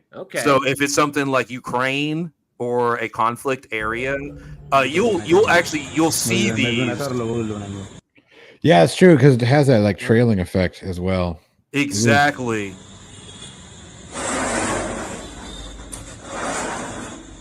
And see, there's something about that sound as well. So I mean, it still could be an After Effects thing, but that's where my mind went right off the bat. Yeah.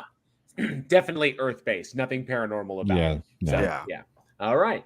Ooh, creepy dolls. I hope you aren't scared of dolls. Let's check out the creepy doll one. Look, okay, I want everybody to notice that. Look at this doll. That is a doll that somebody would genuinely buy. Notice how it doesn't have a weird fucking stupid face like an Annabelle. Should have just used a Raggedy Ann doll. So if any of you are interested in that doll, please let me know, because I don't want to keep her, but I'd like her to go to a good home. I mean, if there's somebody out there that's interested, I don't... Did that thing just move? Oh my god. Oh my God, are you kidding me? I'd like her to go to a good home. I mean, if there's somebody out there that's interested. I don't. That's a string. Her pretty face just moved towards you. Oh my God, Heather. Like that legitly just moved. Oh Did you my see God. that? Clay, did you see that? At first. When you said you're not taking her with you, Wait a second. There's a second angle. Yeah. Why is there a That is- second angle? Was that a second angle? Doll. Yep. Okay. Please let Alright. me know. So Because she's got that I angle, don't want right? to keep her, but I'd like her to go to a good home. I mean, if there's somebody out there that's interested, I don't. Yes. Okay. Look, notice how it's like the whole top Right. half of the doll. It's not just the head. So the whole doll's moving. It's a simple fucking string and place. Yeah. The thing just moved? oh my gosh. Oh my God, are you Okay, so that was one angle. kidding Yeah. me? Like her to go to a That's another angle. Yeah. Right. So we got two angles on the doll. Right. And there's a space back here behind the doll. Right. Yeah. Yeah. Okay, that is obscured. All right. good So home. I mean, if there's somebody out there that's interested. the whole physical doll moved. Yeah. Yeah, you can see the shoulders move. Okay, got Right. it. But Her pretty face just moved towards you. Oh my God, Heather. where's the other camera? That's a good question. That is a good question. Maybe Tiffany here. Maybe she had it and then she dropped it or some shit. Who knows? Not Like to that legit Seriously, just that's like moved. my real question. What is her name? Anybody? Let me know. Do you think it's Tiffany? I think it's Tiffany. I think her name is Tiffany. it's my Tiffany God. with like a Clay, did you with an eye. With an eye. Definitely Yeah. with an I. See that? At first. And a PH instead of two F's. When you said you're not taking her with you, Where's the second camera? Who had the second angle on this fucking doll? Who knows? Well, so the thing that gets me is the setup of the video to begin with, because if they come in as like, oh, we're trying to sell this doll. If you're trying to legitimately sell something, why would you put it in the fucking creepiest area? Sure. Why not you put it like in your front yard or in a well-lit dining room or something like to set it try? up on a deal where it's well lit and there's no background and people can see it like in clear definition instead of like let's set it up Potato here on can. top of this deal where some I totally it's like Yeah, it's like this looks like a basement, and I Right. mean they probably have someone trapped down here anyway. And I honestly think whoever's on the screen is trying to signal for help. That's what it is. That doll's like, guys, get me the fuck out of here. Yes, please take me somewhere. what My- the that? I don't know. I just I heard heard that. a girl's voice. Are you serious? That wasn't one of you? No. Oh, like you don't know your family members' voices. Right. okay, hang on. What My- that? I don't know. I just heard that. I want to hear this voice. Okay, I am up here where all the different. Oh shit, I went all the way back. My bad. You went too far. Yeah, here we go. That doll. Please let me know. Because I don't want to keep her. I killed says she got skunk stripe highlights. That bitch is named Tammy with an I. Oh, Oh no. Tammy Lynn. Tammy Lynn, yeah. Tammy yeah. Lynn. Tammy Lynn, yep. And the dad's like, that doll is a lying slut. But I'd like her to go to a good home. I mean, if there's somebody out there that's interested. I don't. Did that Oh my god, that's thing just move? oh my gosh. Oh my God, are you kidding me? I'd like her to go to a good home. I mean, if there's somebody out there that's interested. I don't. Her pretty face just moved towards you. Oh my God, Heather. Like that legitly just moved. Oh Did you my see God. that? Clay, did you see that? At first. When you said you're not taking her with you, what the My- that? I don't know. I just heard that. It's a dog barking or Are something. you serious? That wasn't one of you? No. Oh my God. Oh my god. Oh my Oh God. my She God. really Oh my just God. can move? Her face. Oh hell no. Wait. Hang on a second. Wait a minute. With the Will Smith. Oh, hell no. Time out. You mean wind chimes outside where the wind is? UDEF says, the wind chimes. Yes, wind chimes outside. Oh my god! Where the wind lives. Actors they are not, says No. Raven Dunstar. No. I've seen better acting out of a Neil Breen movie, okay? Angel Gamer says she said her name is Heather. Yes, Heather Lynn. There's Heather Lynn. definitely a Lynn in there somewhere. Oh, And yeah. Sorsha Red Hair, so good to see you. Thanks so much for being here. Says she has a couple more videos with that same doll. So this is a number of different videos. Okay, so they're just making them up. I think. Are these videos on her OF or is it just regular TV videos? Do those hips lie? I killed it. Says Heather. My ex-husband's trash ex-wife was named Heather. That also checks out. There we go. All right. Let's see what this one is with. Is he Jay? Is that a ventriloquist? I swear. Was he just staring at the camera like? I know.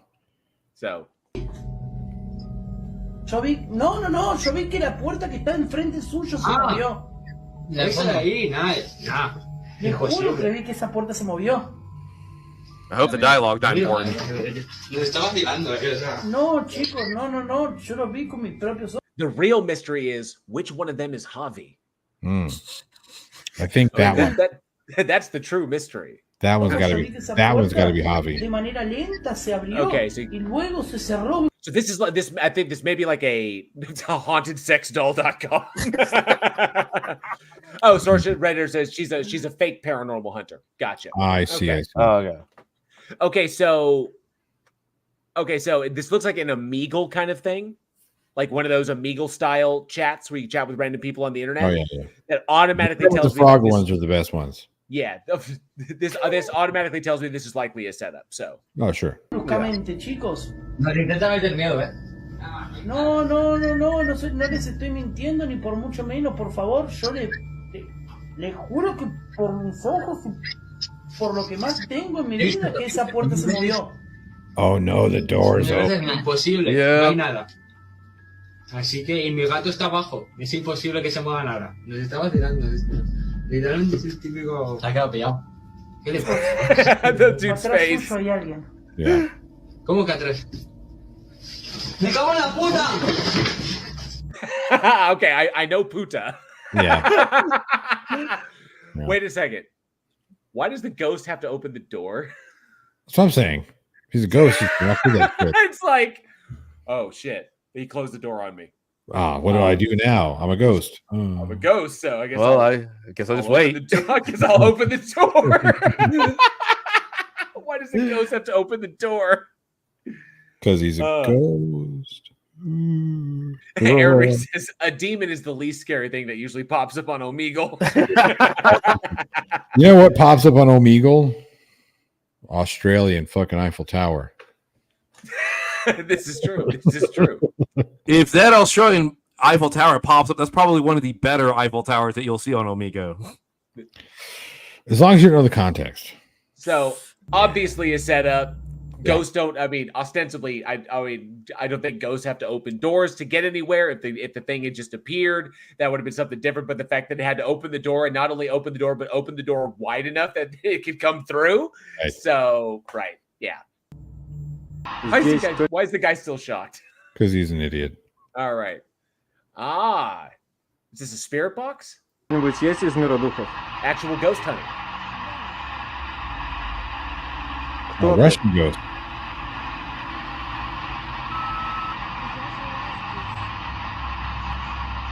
Oh, he's doing EVP. Что тебя здесь держит? Почему они тебя здесь держат?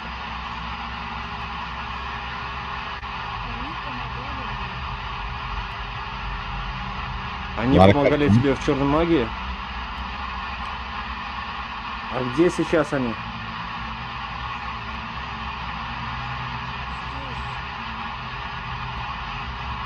Они меня видят? Они знают, что я здесь нахожусь? Are those you? Are you making those cuts? No, this is the video. Oh, okay. Ты, получается, демон?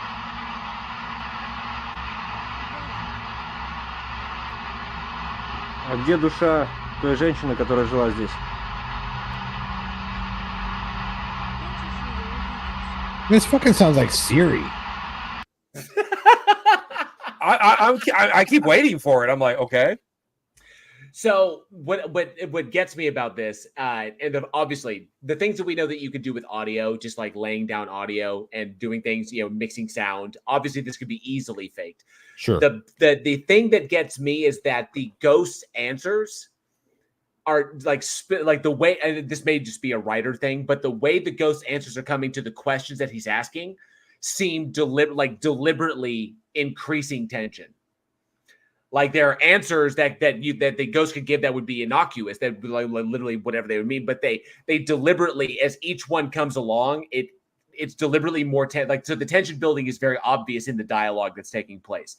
And maybe that's just because I've written so much dialogue in my life, I recognize what it's like when someone's trying to build tension through a sequence, and the notes that they're hitting. So that's the first clue that tells me that this is bullshit, is because it's too fucking narrative. I would say it's too formulaic for building attention in a narrative sequence. So, and it sounds like fucking Siri.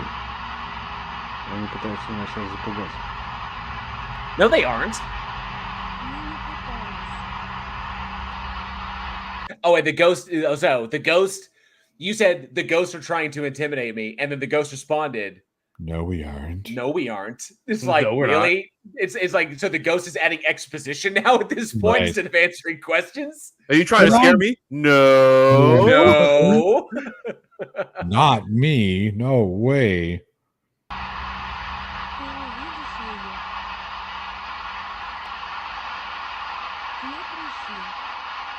Yikes. Oh, that noise bothers me. Law. Oh, come on. You missed an opportunity there.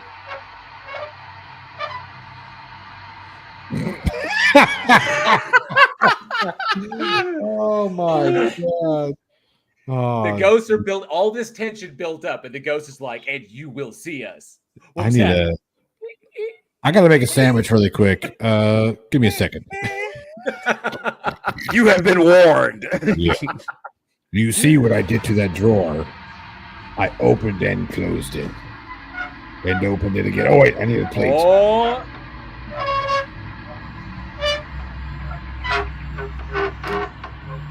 Oh, my days. Oh, the second drawer. They need a fork now. Fucking hell. So they're just hungry. Yeah. It's like, guy, why don't you bring us a Sammy? Where's the mayo? Oh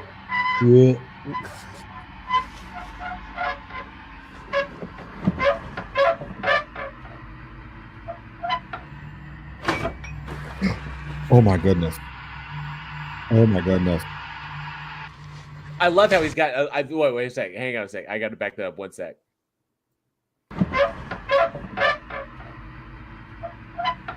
Okay, so all the action's taking place in the cupboard, right? Yep. I love how he's got the spotlight. Okay, so that light setup he's got right there is aimed directly at where the action is going to take place. Sure, right, yeah, because that's, No, yeah.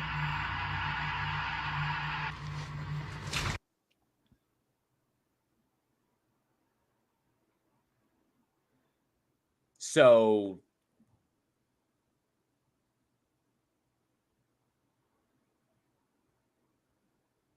really? That's it? That's all you got?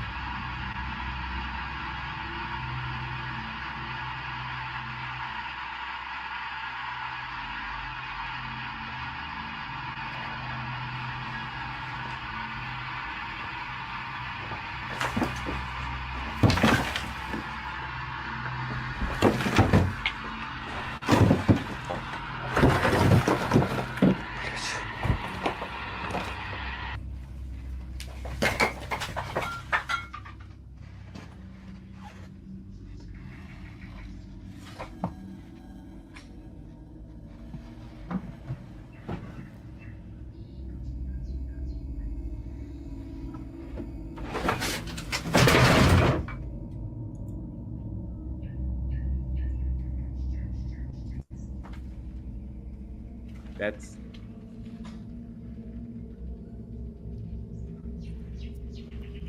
There's a bird in there. It's fucking pissed. That was my nest, you motherfucker.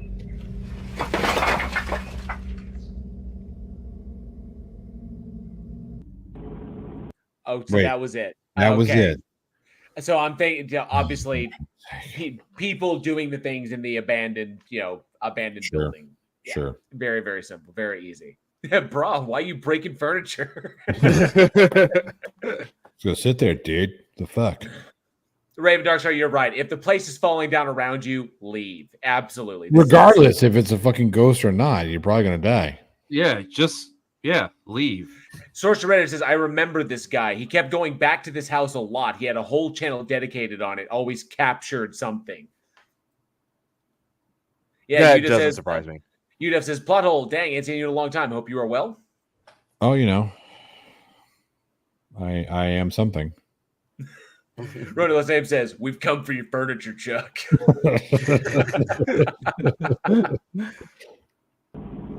Oh, dogs reacting to ghosts. Come here, Smooch.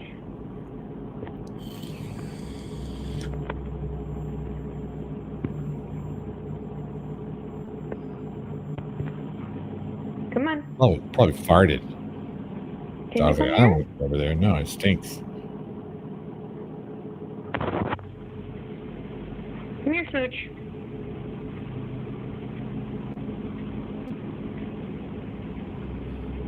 It's okay. He sees his reflection. Get fucked.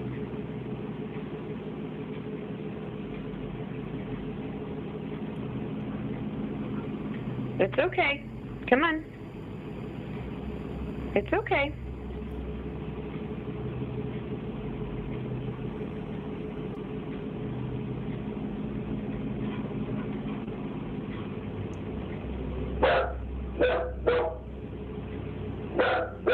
It's okay. Come on. I think the dog is barking at itself.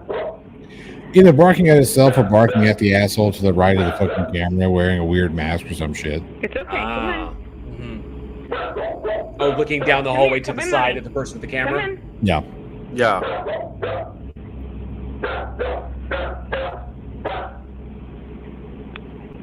Because it could be something as simple as that, like with our dog. If I walk in and my hoodie is up, Daisy will start barking.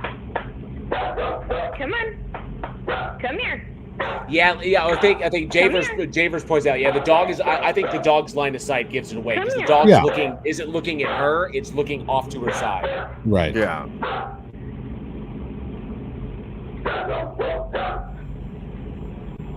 Smooch, come on, honey. Come on. And don't show us what's down the hallway. Don't be like, hey, look. Oh.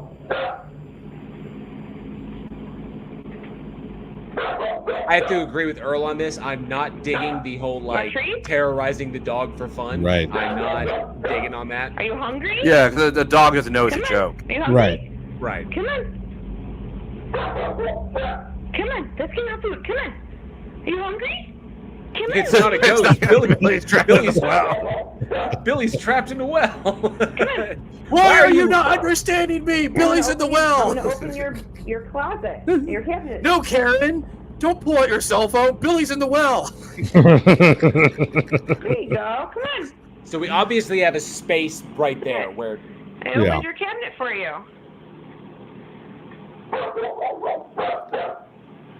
Come on. Come on. Yeah, he's looking off to her side. Come on. Yeah. Come here, baby. Come on. And why are you filming this? You know what I mean? Right. Yeah, why would someone film this? Hey, Juggernaut Jared Reed, good to see you. Come on, get your cookie. Come on, want a cookie? Well, I think it is Raven Dark says the dog isn't scared at all. Look at its tail wagging. Well, dogs don't always wag their tails when happy, but when they don't really know what to do, because there's a friendly person there, and then they're kind of like it could be out of just excitement. So leave my dog alone. Oh yeah, this is a put on. So Come on. obviously, Right. I mean, obviously they're all put ons, but Come on, Smooch. yeah, and he immediately pauses and looks down there at the area where we haven't seen with the camera yet, which is on the which is in that little alcove right there, right? Well, because not to mention if, like, if my dog starts barking, I'm gonna start like clearing the house. I'm not gonna stand there and just let me film my dog barking. I'm like, okay, if there's someone potentially in the house, I'm gonna clear the house. Right. So I think easily debunked, all of them easily debunked. And I'm not a particular fan of that last one of just, terrorizing a dog or even teasing a dog just to get a reaction out of it, just to make a stupid video like this. So all in all, that was number one. All of them faked. Yes. All of them faked. Very easily faked. So let's check this one out. Really been tripping me out. It's been doing this since the solar eclipse, I would say. Ooh, since the solar eclipse. Okay. Oh. Well, okay. And I don't really believe in ghosts. Bullshit. But this shit is really fucking with me. Look at this. It just stops. There ain't nothing going on. Look.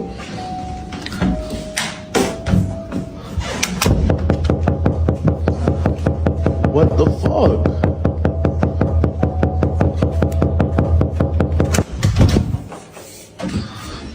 What the actual fuck?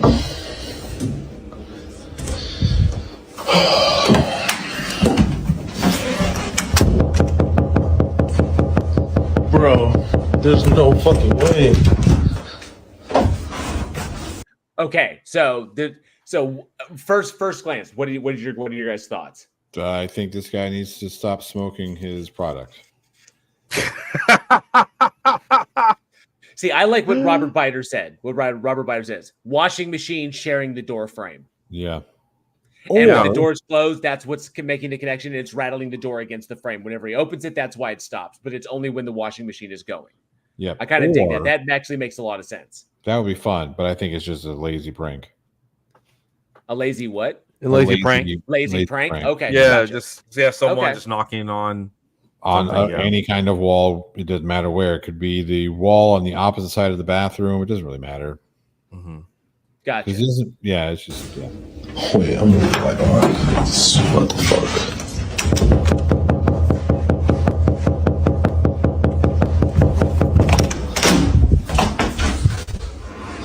Shit's really freaking me out, y'all. If you've ever seen anything like this before, please let me know. I've been taking some of you guys' advice. I got my holy water right here. Oh, fuck! I'm gonna insert the fuck right off. Holy water. Got some tap water, an old pill bottle. You got some whatever. Holy water into my water gun. All right. This guy's been taking this is some shit you'd get off of like TikTok.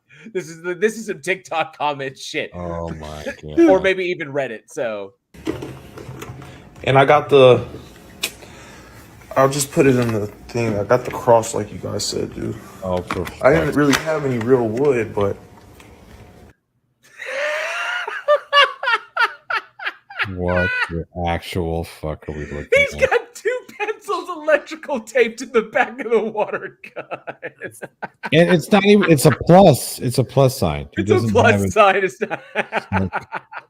So he recently watched Dusk Till Dawn with the cross and the baseball bat, which is fucking badass in the movie. The shotgun, the bat, yeah, boom, blam, yeah. Oh my days. It looks like a propeller. I'm kind of curious about that water gun because that fucker's got a drum on it. That's what I'm saying. That's a fucking. I tell you what, he spent money on the props, not the Crosser for vampires, you twit. Yeah, no shit. Good. You know what? He's covering his bases. Yeah, right. Could be a vampire ghost. What if it's a vampire ghost? What do you do when the ghost starts shooting back? Oh, wait. So the door wasn't doing it that time. No. Mm-mm. So it's not doing the thump this time.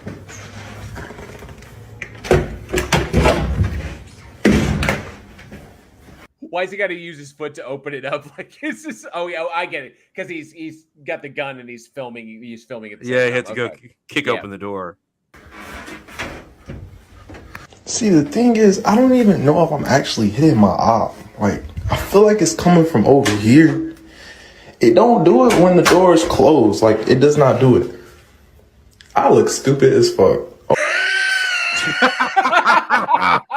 At least he's self-aware. At least he's self-aware. It's the most honest moment out of all the videos. Oh my god. Raven Darkstar, I was just saying, there appears to be like a drum on the on that gun, so like a water drum.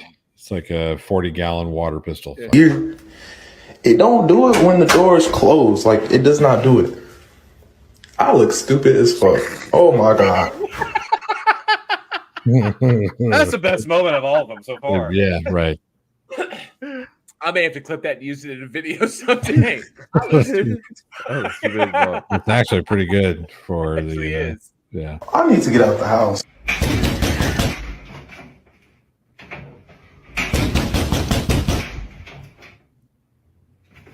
This has got to be a prank. It's got to be a shitty joke. That's all. I'm convinced. What the fuck? I'm convinced this is a shitty joke. Don't get it. That's why it's not showing his face. It's just a bullshit joke. It's a bullshit video. Joke? Yeah.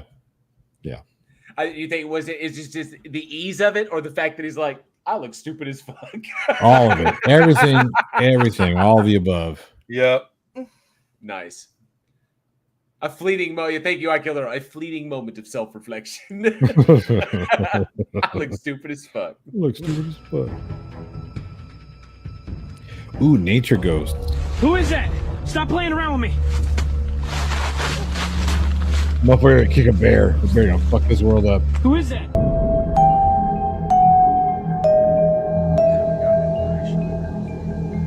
I saw this in 1999 already. Yeah. I didn't like it back then. Okay, obviously it's deeply problematic shooting in infrared you're shooting at night in infrared, like a background like this, a background of moving foliage where there's no real depth, and it's just you're gonna get this is pareidolia. This is like pareidolia, Sure. Obvious pareidolia 101. It's like you're gonna see invariably, if you're looking for something specifically, you're going to see patterns in that chaos. Wish.com Blair Witch. Wish.com. I want Blair Witch, honey. We have Blair Witch at home. Robert Biter says, "Are those dope plants? They just might be." I want Blair Witch. Well, we've got Flare Witch. Oh, I'm hearing the thunder outside. It's a little after 9, so they said it would be picking up about this time. Oh yeah, we're supposed to get it too. What are we looking at? I have no idea. What are you focusing on? I don't know that.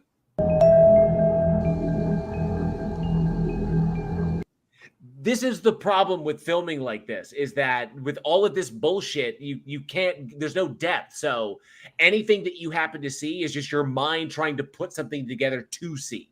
Because you're expecting to be, they're literally filming and saying, I'm seeing something. Do you see what I see? So you have it's like, okay, what are you seeing? What do you see? You're looking for something to be seen, and then you fill in the blanks yourself. So because I've worked a little bit with night vision and infrared, it's hard. It's just hard because you're right. You have, first of all, you have no depth perception at all whatsoever. So things kind of blend together, and it's just, and this is, I'm talking like medium government quality stuff, whereas this is like shitty handycam. Udif says, I think that is cedar or possibly a young cypress. Anthony, good to see you. Anthony Pape Calabrese, good to see you. Anthony says, I see a panda. Oh, very good. Hey, can we time out J-verse, please? What did J-verse do? Oh, you'll see it. Storm started hitting here a couple hours ago. Nope. By the way, but Johnny found footage is the pinnacle of cinematography.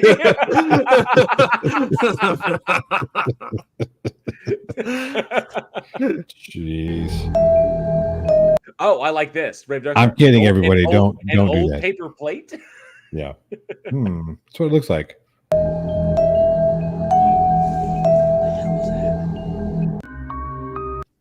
Okay, That's so it? nothing to see there. We saw leaves in a forest. Fuck me. Okay. Like, okay. Where is this the Temu ring? It's like, I what think the so. fuck quality camera is this that you Yeah. have on your? This is awful. Really? Really? Oh, Jesus. Hi. Is that fucking Billy the Puppet? I think so. Fucking hell. I want to play a game.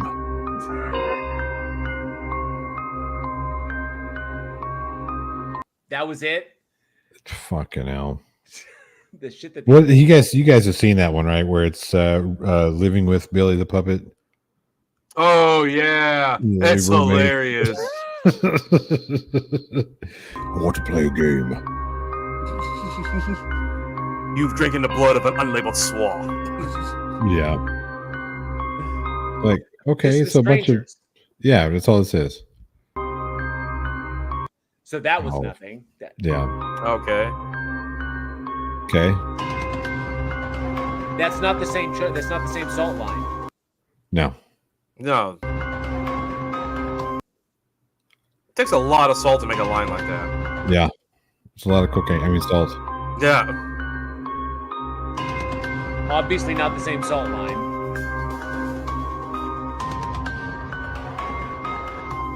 Oh, fuck off. Really? Why does the ghost has to open the door? Let me ask you a question.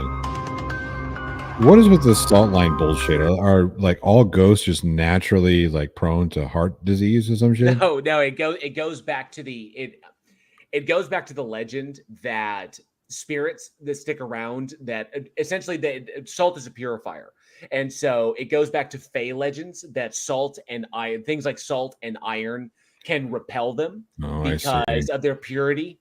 Because salt purifies and iron is you make iron by getting the impurities out of it. So the iron itself is able to ward them off, which is why old horseshoes are utilized, because old horseshoes were made of iron. Yeah. And so old iron horseshoes are like, because they ward off evil spirits, or they ward off bad fae. And this translates also to spirit folk. Those who walk in the spirit realm cannot cross a salt line because it's a barrier. It provides a barrier of purity that they can't get across. Because they don't know how to pick up their feet. I guess. And Anthony says, "Oh, I thought it was to keep out the slugs." That's what I thought. Good point. Also a good point. So this is a door opening,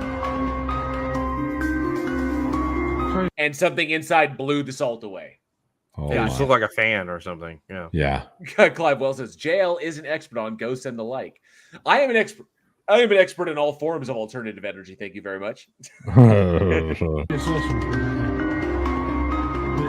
So outside the house.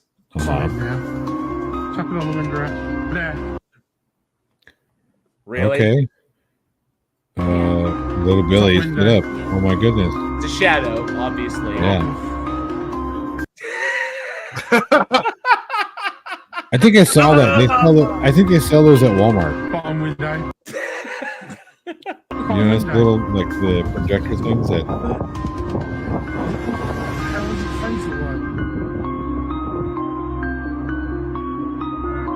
Oh, you man, it disappeared. It disappeared. Fucking hell. Yes, look here so that you're not looking elsewhere. I love the music too. Dun dun dun. Dun dun dun. Like the 80s horror soundtrack is great. Oh, someone brought out a theremin. This is some Ed Wood shit right here. That's fucking M. Night Shyamalan, isn't it?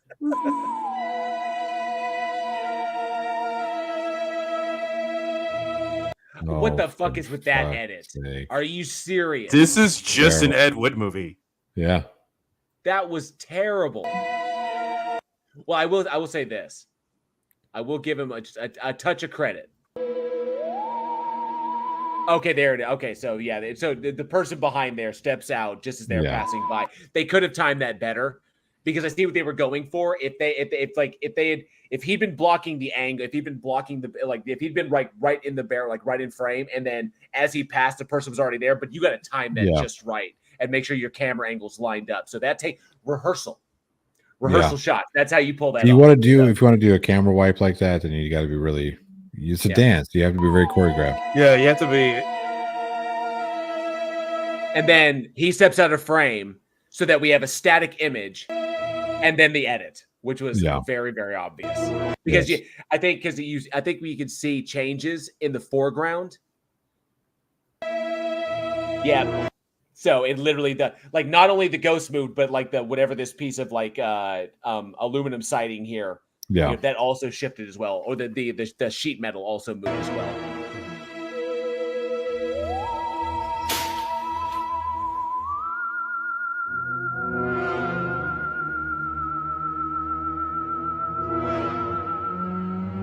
This is just stupid. Really? This is just stupid. This is just a bad student film. Yeah. That's all this is. Why am I looking over there? Your person dancing in the background is it's on the other side. Right. So yeah. So that was silly. I didn't say that the quality of these were going to be amazing. Okay, I didn't. I said I found them, and there's not. Okay, I've done this. This is the third year in a row. I think no, the fourth year in a row I've done this, and so trying to find new ones is actually kind of tough. I wonder why that is. Special effects by George Lucas. Fuck. All right, I got one more.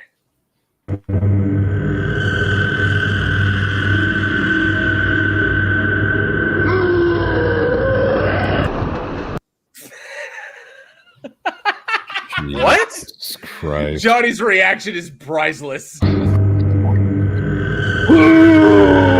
trying to take a shit. That's just a homeless dude trying to take a shit in an abandoned fucking. That's all that is.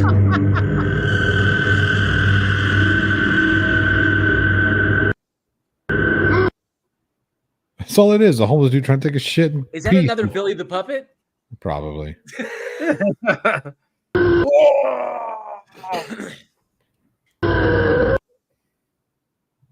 That actually looks like a fucking cutout.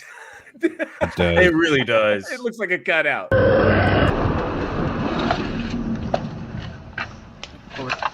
Oh, yeah, these are fun.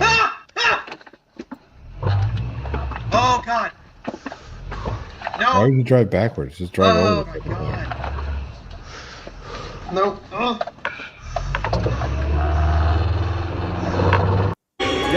Yeah, just run her over. Drive around. Let's do it for funny. Even if you don't want to run her over, just go. Yeah, that. So, I mean, if you want to take the less violent approach, okay. No. Oh.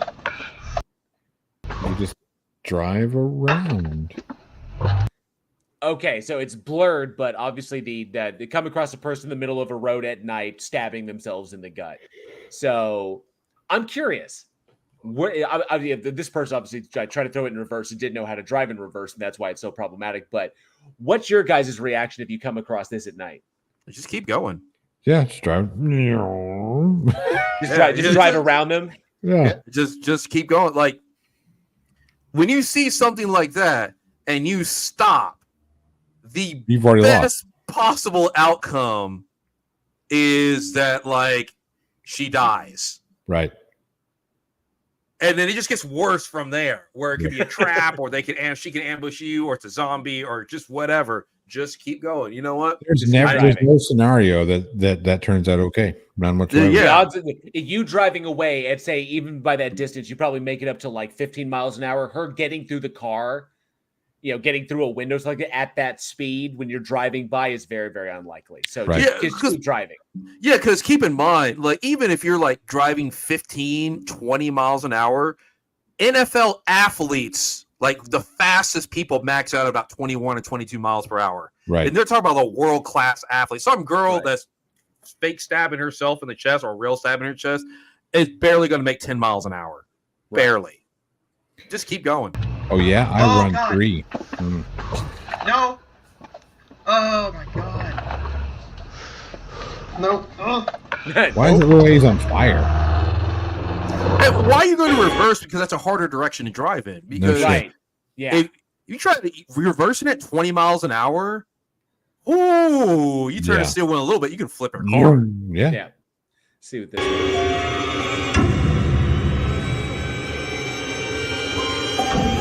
Wait, I heard the music. I heard the music. Did something What happen? happened? What? Oh. I What? see what it is. What is it? Look at the tree. Look at the tree up the top. Oh, the clan lives there. Okay. I mean, okay. even more reason not to buy fucking property there. That's fucked up. I mean, oh, Javers. Oh, a munchkin. I know what he's talking about. So I'm obviously thinking somebody threw something. Well, it's either a terrible video, like a terrible video, or it's a terrible video because somebody threw a prop up in a tree and hung it from there. So speaking of not terrible, but speaking of props, there was actually a really good short film in our block about a prop.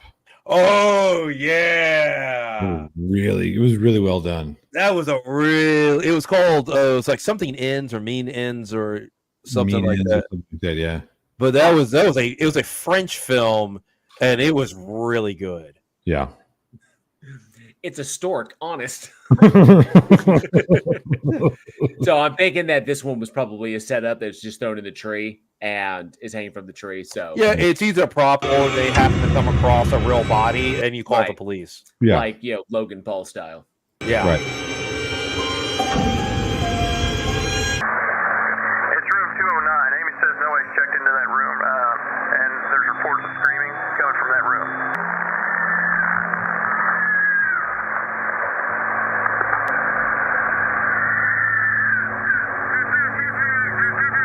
There's no one checked into that room. There should be nobody in there. Okay. Well, send the police. Amy, John's going to enter the room real quick just to check, make sure, see what's going on. Wait one. Why didn't you call the police? Real simple. Yeah, like screaming like that. You think, well, I mean, he might be on-site security. Doesn't matter. I If I'm would on-site still- security, that kind of screaming, I'm calling the cops. On-site Call security is the there to police keep. immediately? Yeah, he's just Sorry. Security's job is to call for police. Right. Really, really more security is just like the presence. Like there's like you may prevent a couple of like squabbles and shit because security's standing there and Sure. like keeping an Yeah, eye. yeah. But Yeah. for real Just legitimate crimes, call the police. Right. Yeah. Yeah, someone's because if let's say someone is getting murdered, right then you kick What open is the security door. gonna do? What Right, is security going exactly. to do? Right. Yeah.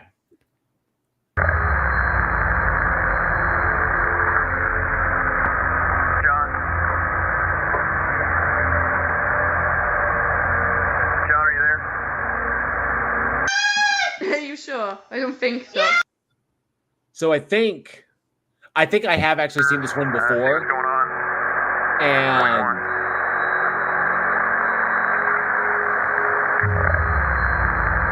okay, did you see that's it? supposed to be the ghost leaving. Like Yeah. walking, like leaving the room. Right. Oh, So there's okay. like it's almost like an after image effect.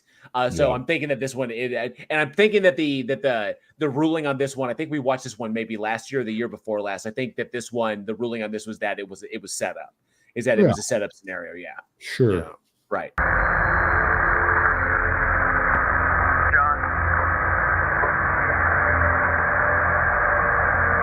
John, are you there? Are you sure? I don't think so. What's that? Up there! I told you, didn't I? I told you I seen something. Quickly, no. I bet you're telling you now. They gotta quit. Up there, see? What'd I say? Oh my god. What'd I say? It's gone! No, shush, no. No! No!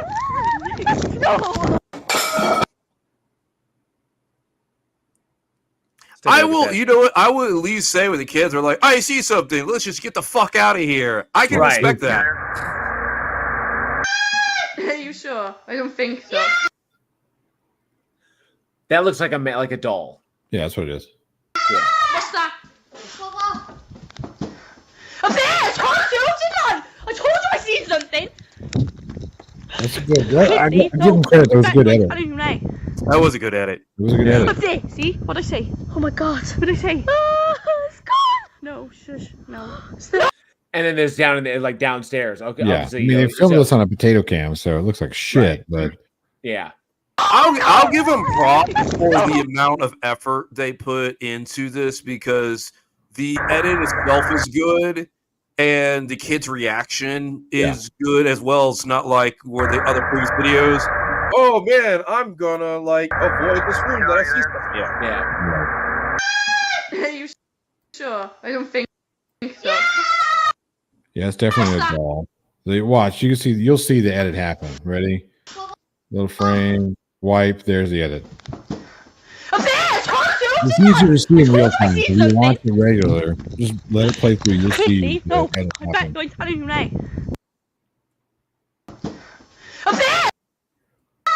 A bear. Oh yeah, because if you're looking for it, you can catch it. Yeah. Quickly, no, I bet you're telling you now. Up there, see? And then What the I say? movement upstairs. Oh my god, what I say? It's gone! No. And then the movement And then, downstairs. downstairs, right. That's not bad. Now, And yeah, obviously, because they're running around. Obviously, these little girls are running around to like a fucking handy cam from the late 90s, right? You play SP and the things that, right? Of course, right? Because who doesn't play with this anymore in this day and age? No. That's just rude.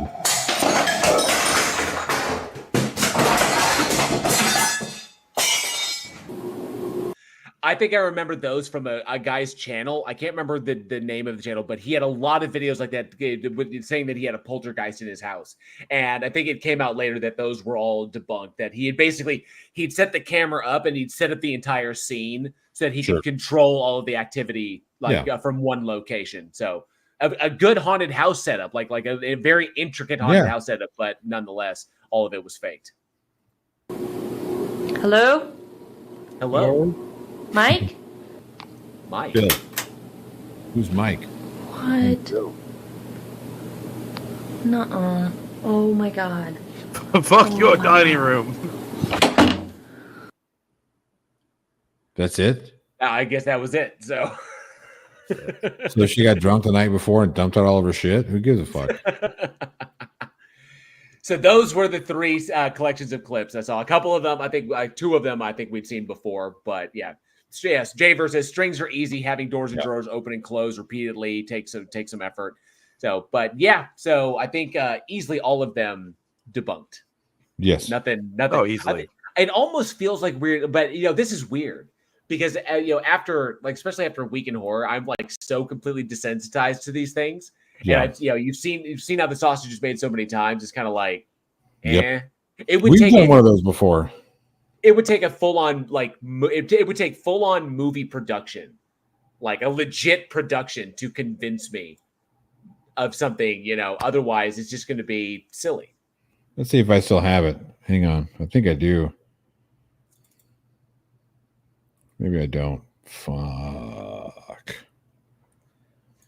Maybe it's on a different one. Hang on. Hey, Talk Tony about Regime. yourself. Don't Tony wait Regime, on me. It'll be here for a minute. Says jail. It wasn't a haunted house setup. It was a fraudulent medium setup. Oh, I remember there was a series of videos that were set up like that. That were set up to that degree where he would always set up a camera in a stationary location, and then things would just go wild. And I think it came out later that they were all set up. So, hang on a second. I know where it's at. Doop. I promise you don't have to wait on me. Well, actually, since we got this opportunity, there was actually one that it was a good example of how these things work, and it actually happened to me. And I want to see if I can find it. Yeah, I put it in the private chat, so if you want to share it, it's not going to work on my end. But if you go to the 5:30-ish point,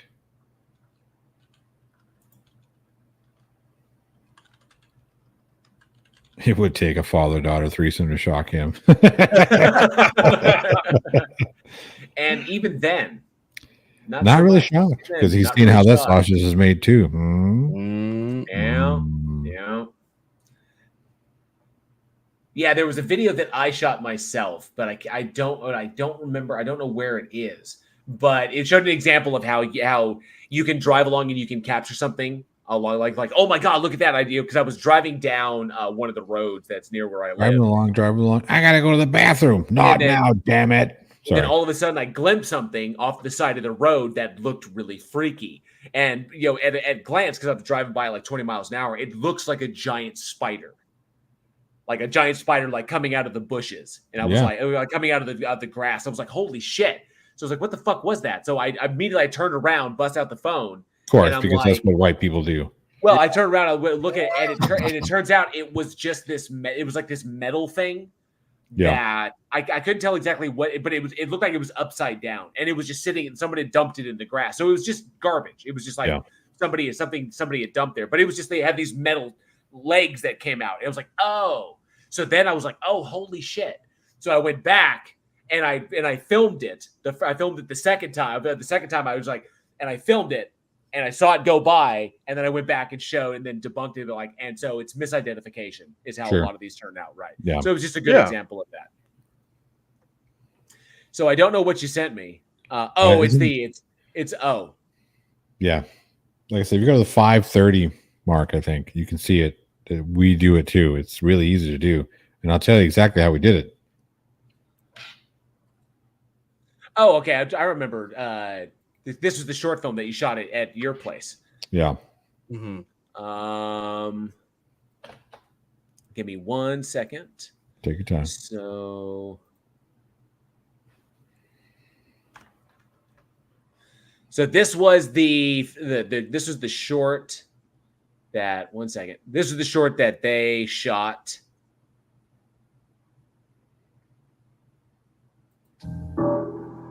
We've moved 3 times and this thing keeps following us. You left me here all alone. Let me see where it's at. I don't fucking need you anymore. I'll deal That's right with about here. Okay. Let's see if I can make that bigger. That's what she said. There we go. Okay, so you pan out. Yeah. And back.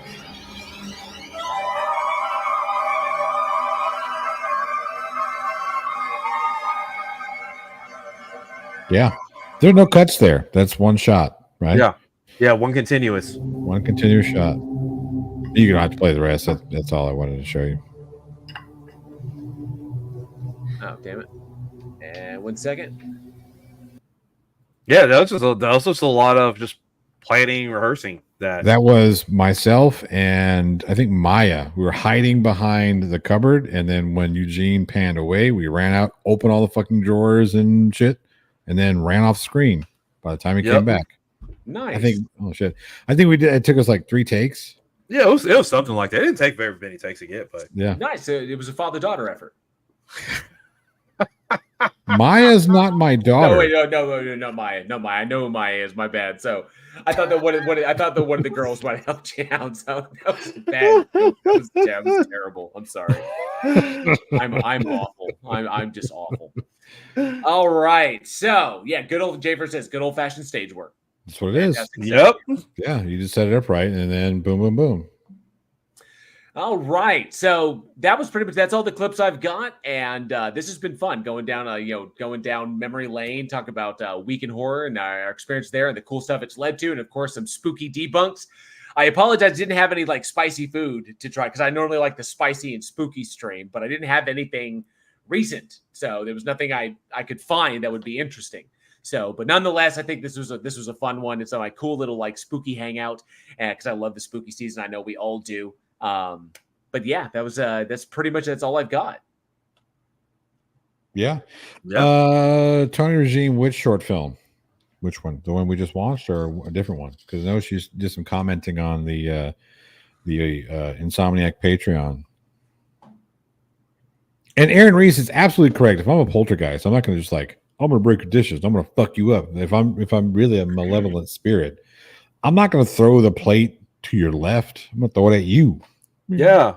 Oh, Ronald Sanders, exactly how they did the chair scene in Poltergeist. Yep. When she walks away and then she comes back and all the chairs are on the table. Yeah, that's exactly that's kind of where the inspiration for that shot came from. Yeah. I'm willing to bet the way that it was set up is that in order, because of the intricacy of the chairs, they likely had the same chair. They had 8 chairs, 4 around the table, and then 4 that were assembled into a sculpture that could stand. And then the minute they pan away, 2 either 2 people will come in, grab 2 chairs and take them out, while 2 others come in, boom, place the sculpture, and then hurry out, and then they come back, and there it is, and then Jo Beth Williams freaks out. Yeah, I mean, that's just that's basic. That's like fucking stage performance right there. Blind Archer, thank you so much for the super chat for $10. Says the scariest thing tonight was those 3 guys who kept showing up between clips. Happy Halloween. Yep. Thank you so much, Blind Archer. I appreciate that support. Thank you. You rock. Aaron Reese says, Panty Waist Ghost. You know what's really scary? A hurricane. Yeah, that's true. Yeah. I hope you're doing okay. By the way, all you folks who are affected by that shit. Hope you're getting back to some sort of at least. Yeah. No human, which that looks like. Yep. All right. Well, I think that's all I've got. Thank you so much. Thank you so much, Head Tap Videos. I always try to do a fun one on my spooky streams, on my annual spooky stream. So I appreciate everybody coming out. This has been a bit of a blast, and I hope you all enjoyed it. So thank you, Eugene. Thank you, Johnny, for joining me to reminisce about Week in Horror and talk about the show. Once again, I am sorry that we did the season for the series finale, and you guys just the scheduling didn't work out. It was kind of a bummer, but I do appreciate it. No, this has been a lot of fun. Thank you for having us on. Yeah. So I miss you guys. Yeah, Road in the last name, the crowd. There were a couple of key moments that the crowd really reacted to. One was I don't know if you guys haven't seen it. One, we'll just say hand sanitizer was involved in one. And there was some head involved in another one.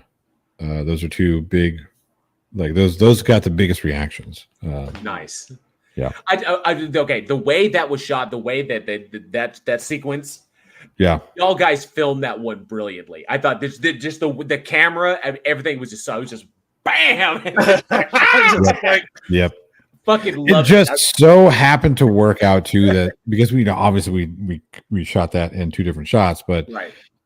It just so happened to work out that there was one with Destiny falling, and then the other just had the way it was perfect.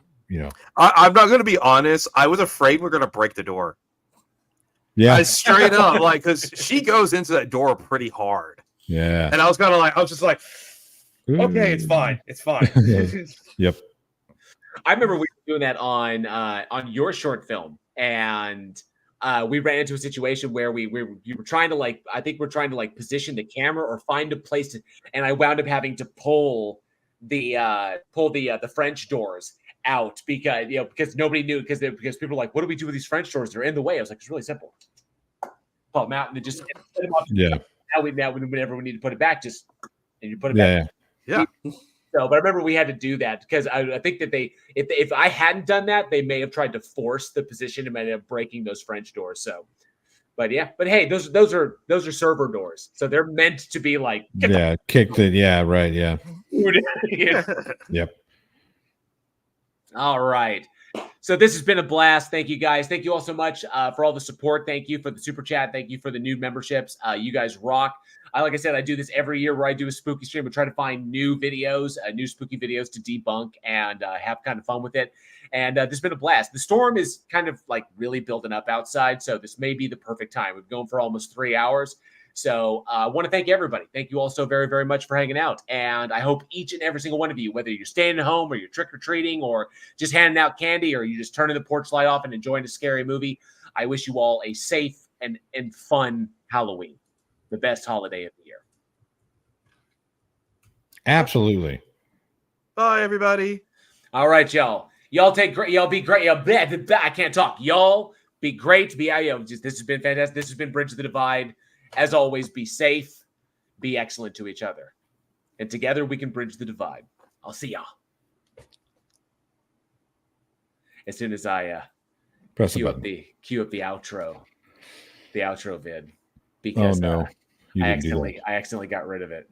Oh no, Henry says, no. "Look, Oh, what the shit? that's Don't fucked you put up." that evil on me, Ricky Bobby? Jail That's scamming money for fucked up. hurricane victims. You give me $2? What the fuck? Well played, Aaron. Well played. Well played. That was nice. I like that. That was Angel good. Gamer, even more well played. Bridge that Eiffel Tower. So true. So very true. Let's try awkward turtle. All right. Thank you all so much. This has been a blast. Yeah, be sure to hit the like button, subscribe if you enjoy it. There's new content coming up. And hopefully Johnny will see you live soon. And of course, we will get new stuff from Week in Horror as soon as we can. Okay. Y'all be safe, be excellent to each other. We'll see you on the next one. And stay scared. And stay scared.